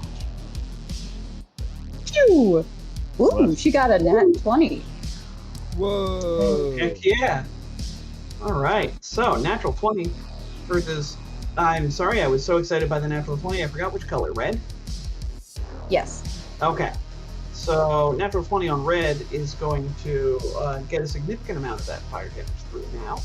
And I'll tell you right now, though, the burn 1d4 is not going to break through their resistance to fire, so their armor is just on fire, and they look super cool. By the by, here near the top of the round, the room is significantly more on fire than it was when you all got here. Yes, Gus. You need to make me bleed. Yes. 3 bleed. Please take 3 bleed damage. So yes, we'll say, thematically, the pool table has sort of flames licking off of it. The chairs by the bar are definitely like ablaze. The couch has caught a little bit on fire, and some of the carpet is also on fire. This room is not looking good. So that is. And the fire alarms? The fire alarms haven't gone off. The sprinklers haven't gone off. No, it's weird. It's almost, yeah, it's weird. This hitman is going to, Does this hitman have any more juice in the tank? Probably. He probably has more juice in the tank. He's going to take, once again, just one more shot.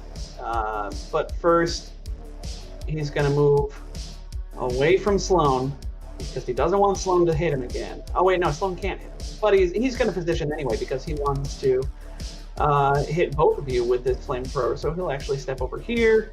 He fires the flames this way. I can't get Auntie Noona in the cone. So hitman, the green is going to fire. You can get Marath, though. I'm pretty sure. Marath is too high at that angle. Catch, a 35 versus your EAC is going to hit, of course, for 17 points of fire damage. So once again, 25 points of fire damage. And with your vulnerability. And then attacking Sloan. Come on, big numbers. No, that's only a 24 versus your EAC, Sloan. No. Yes. Yeah, I thought so. Maria. Marath will just keep firing at green.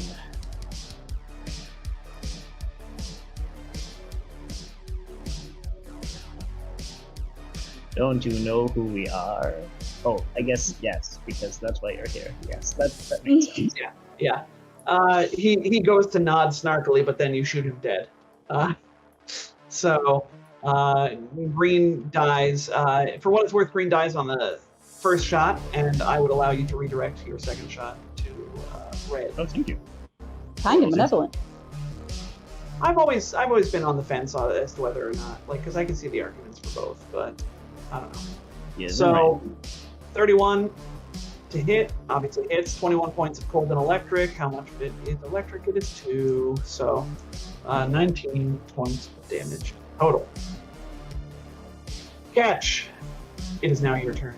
Fast healing. Cat's gonna Fast go healing. ahead. Fast healing. I need to keep reminding you. Nope, I actually remembered this time around. I just Okay, figured sorry. it might not be that big of an issue after this round. Let's see if I'm shooting myself in the foot. Redirects to red and fires.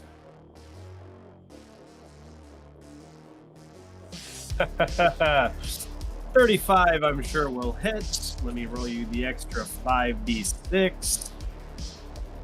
Oh, 58 points of cold and electric damage. he had 19 hit points left. So, Catch turns, aims, and fires right at this guy's face, and his face just kind of gets enveloped in this cold plasma. magic-y That's a stuff. thing. It's weird. Sure. But he just So, his head incinerates. It's gone. There's no head. Yikes. yep, there's no head. And we'll say that this guy, as a result, just sort of drops to the ground. Jetpack doesn't do anything funny. He's just dead. So, with that, you are able to... What's up, I Jeff? was like, you're a disappointment. You didn't do a funny thing. No. Marath will message back to Rika to say, we know, it's fine. As you go to your phone, Marath, you see, and everybody else will also see, a couple of missed calls from Tarika that sort of got lost in the heat of battle. The heat. Yeah. It was- Yeah. yeah. Mm. Gus's arm, Um, fire extinguisher, starts trying to put out the room. I've had Yeah, this you're- level 1. I think we might just need to go. Mm-hmm. Yeah. So as you go, we'll say, Tarika's calling somebody. Who picks up? Who picks up the phone? Auntie Noona. Hello? Y'all gotta get out of there. Are you okay? We're fine, dear. I've been being chased by the Golden League for hours. I barely escaped thanks to Shan. Clever girl. But listen, Sinjin and Resora, they couldn't beat you on your own, so I think they've joined forces. I tried to warn you as soon as I could, but it sounds like I was far too late and the shooting had already started. We gotta get to the severance package and figure out our next move. Stay one step ahead of Aline and that drow son. And she sort of like cuts off, and a horrifying sight comes into view. The severance package, flanked by 2 other starships, rockets out of a dock on Absalom's arms. What? Headed No! No! Wait, but that's our ship. We just put a whole bunch of money into that ship. Damn it. Yeah. Oh! Yeah. Oh! Rude. Good thing we Yeah. installed Find My Ship. And at this point in time, it feels appropriate for me to say the title of this book, of the Adventure Path. If we were in a movie, the title would now appear across the screen. You all are smack dab in the middle of Book 5, titled Crash and Burn. Oh, no. My kitchen, they better not touch my kitchen. So, we have a half hour left. That this feels like a very dramatic point to end today's episode. I don't know if you all agree, but I'd say so. yeah. All right, so yeah, I think what we'll do is we will call it just a little bit early today, only for drama's sake, and also getting into the other things. It's going to be easier to make a fresh start next time with you all running. We'll cut out the credits. Will roll over scenes of you all sort of running from the hotel, running down the fire exit, and stuff like that, or whatever, or just rocketing out of the broken windows. Whatever. If enough of you have fly speeds, that's probably possible. And trying to meet up with Tarika if you can. But tune in next time to find out what will happen. So. Well, that BP. Why? All that BP indeed. Well, we still have the BP that Noona acquired because we didn't get that back. True. Until we met up, True. So it's sitting there in flux. We can get like a space motorcycle and just tow everyone with environmental protections.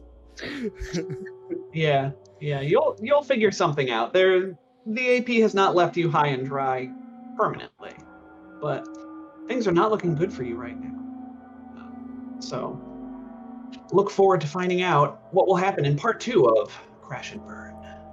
Dang. So, as always, a new Cosmic Crit episode will be dropping tonight. Jet, what do we got going on Thursday?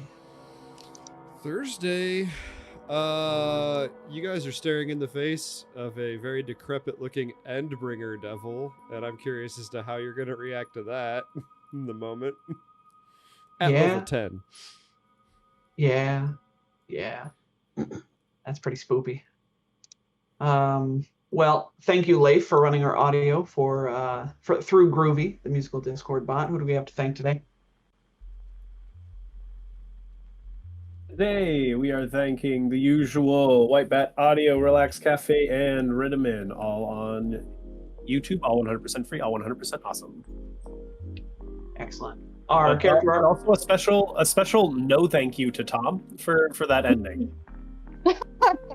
Yeah. No, listen. That shit almost as bad as Tarika's kidnapping. Almost. Yeah. We love that ship. The ship is a character, love right? that. It's the ship is a part of the crew. It's like if you took Serenity. Yeah. Yes, 100%. I will tell you, if it lessens the blow at all, this was not my idea. This was written into the AP this time, as opposed to Tarika. Who did this? Who did this to us? Well, I can tell you. know. Thank you to Paizo for the awesome AP, and specifically Christopher Wasco for writing book 5. So if you have any You dastardly human being. Mercy Wasco! Wasco. Wasco is now the trickster devil in a new pantheon of deities. Oh, they're with the dice gods. Yes. Thank you to Anicola. She is at Anicola on Twitter. She did our character art that you see and that we love. Thank you, Nick, for our stream assets. Jet for running the stream today. And all of my players for being here and being my friends and players. And you're really cool and all. Finally, thank you, dear listener/viewer, for joining us today or in the future. Hello, future people. So, as always, we will be in general voice on our Discord after the stream, so come on by and say hi. With that, I think we got to get out of here so my players can harangue me off air and say all the curses that they can't say on air about their feelings about me taking their favorite toy away. So, say goodbye, everyone. I I need you to Goodbye, unlock this. Goodbye, Goodbye, everyone. everyone. Bye, everyone.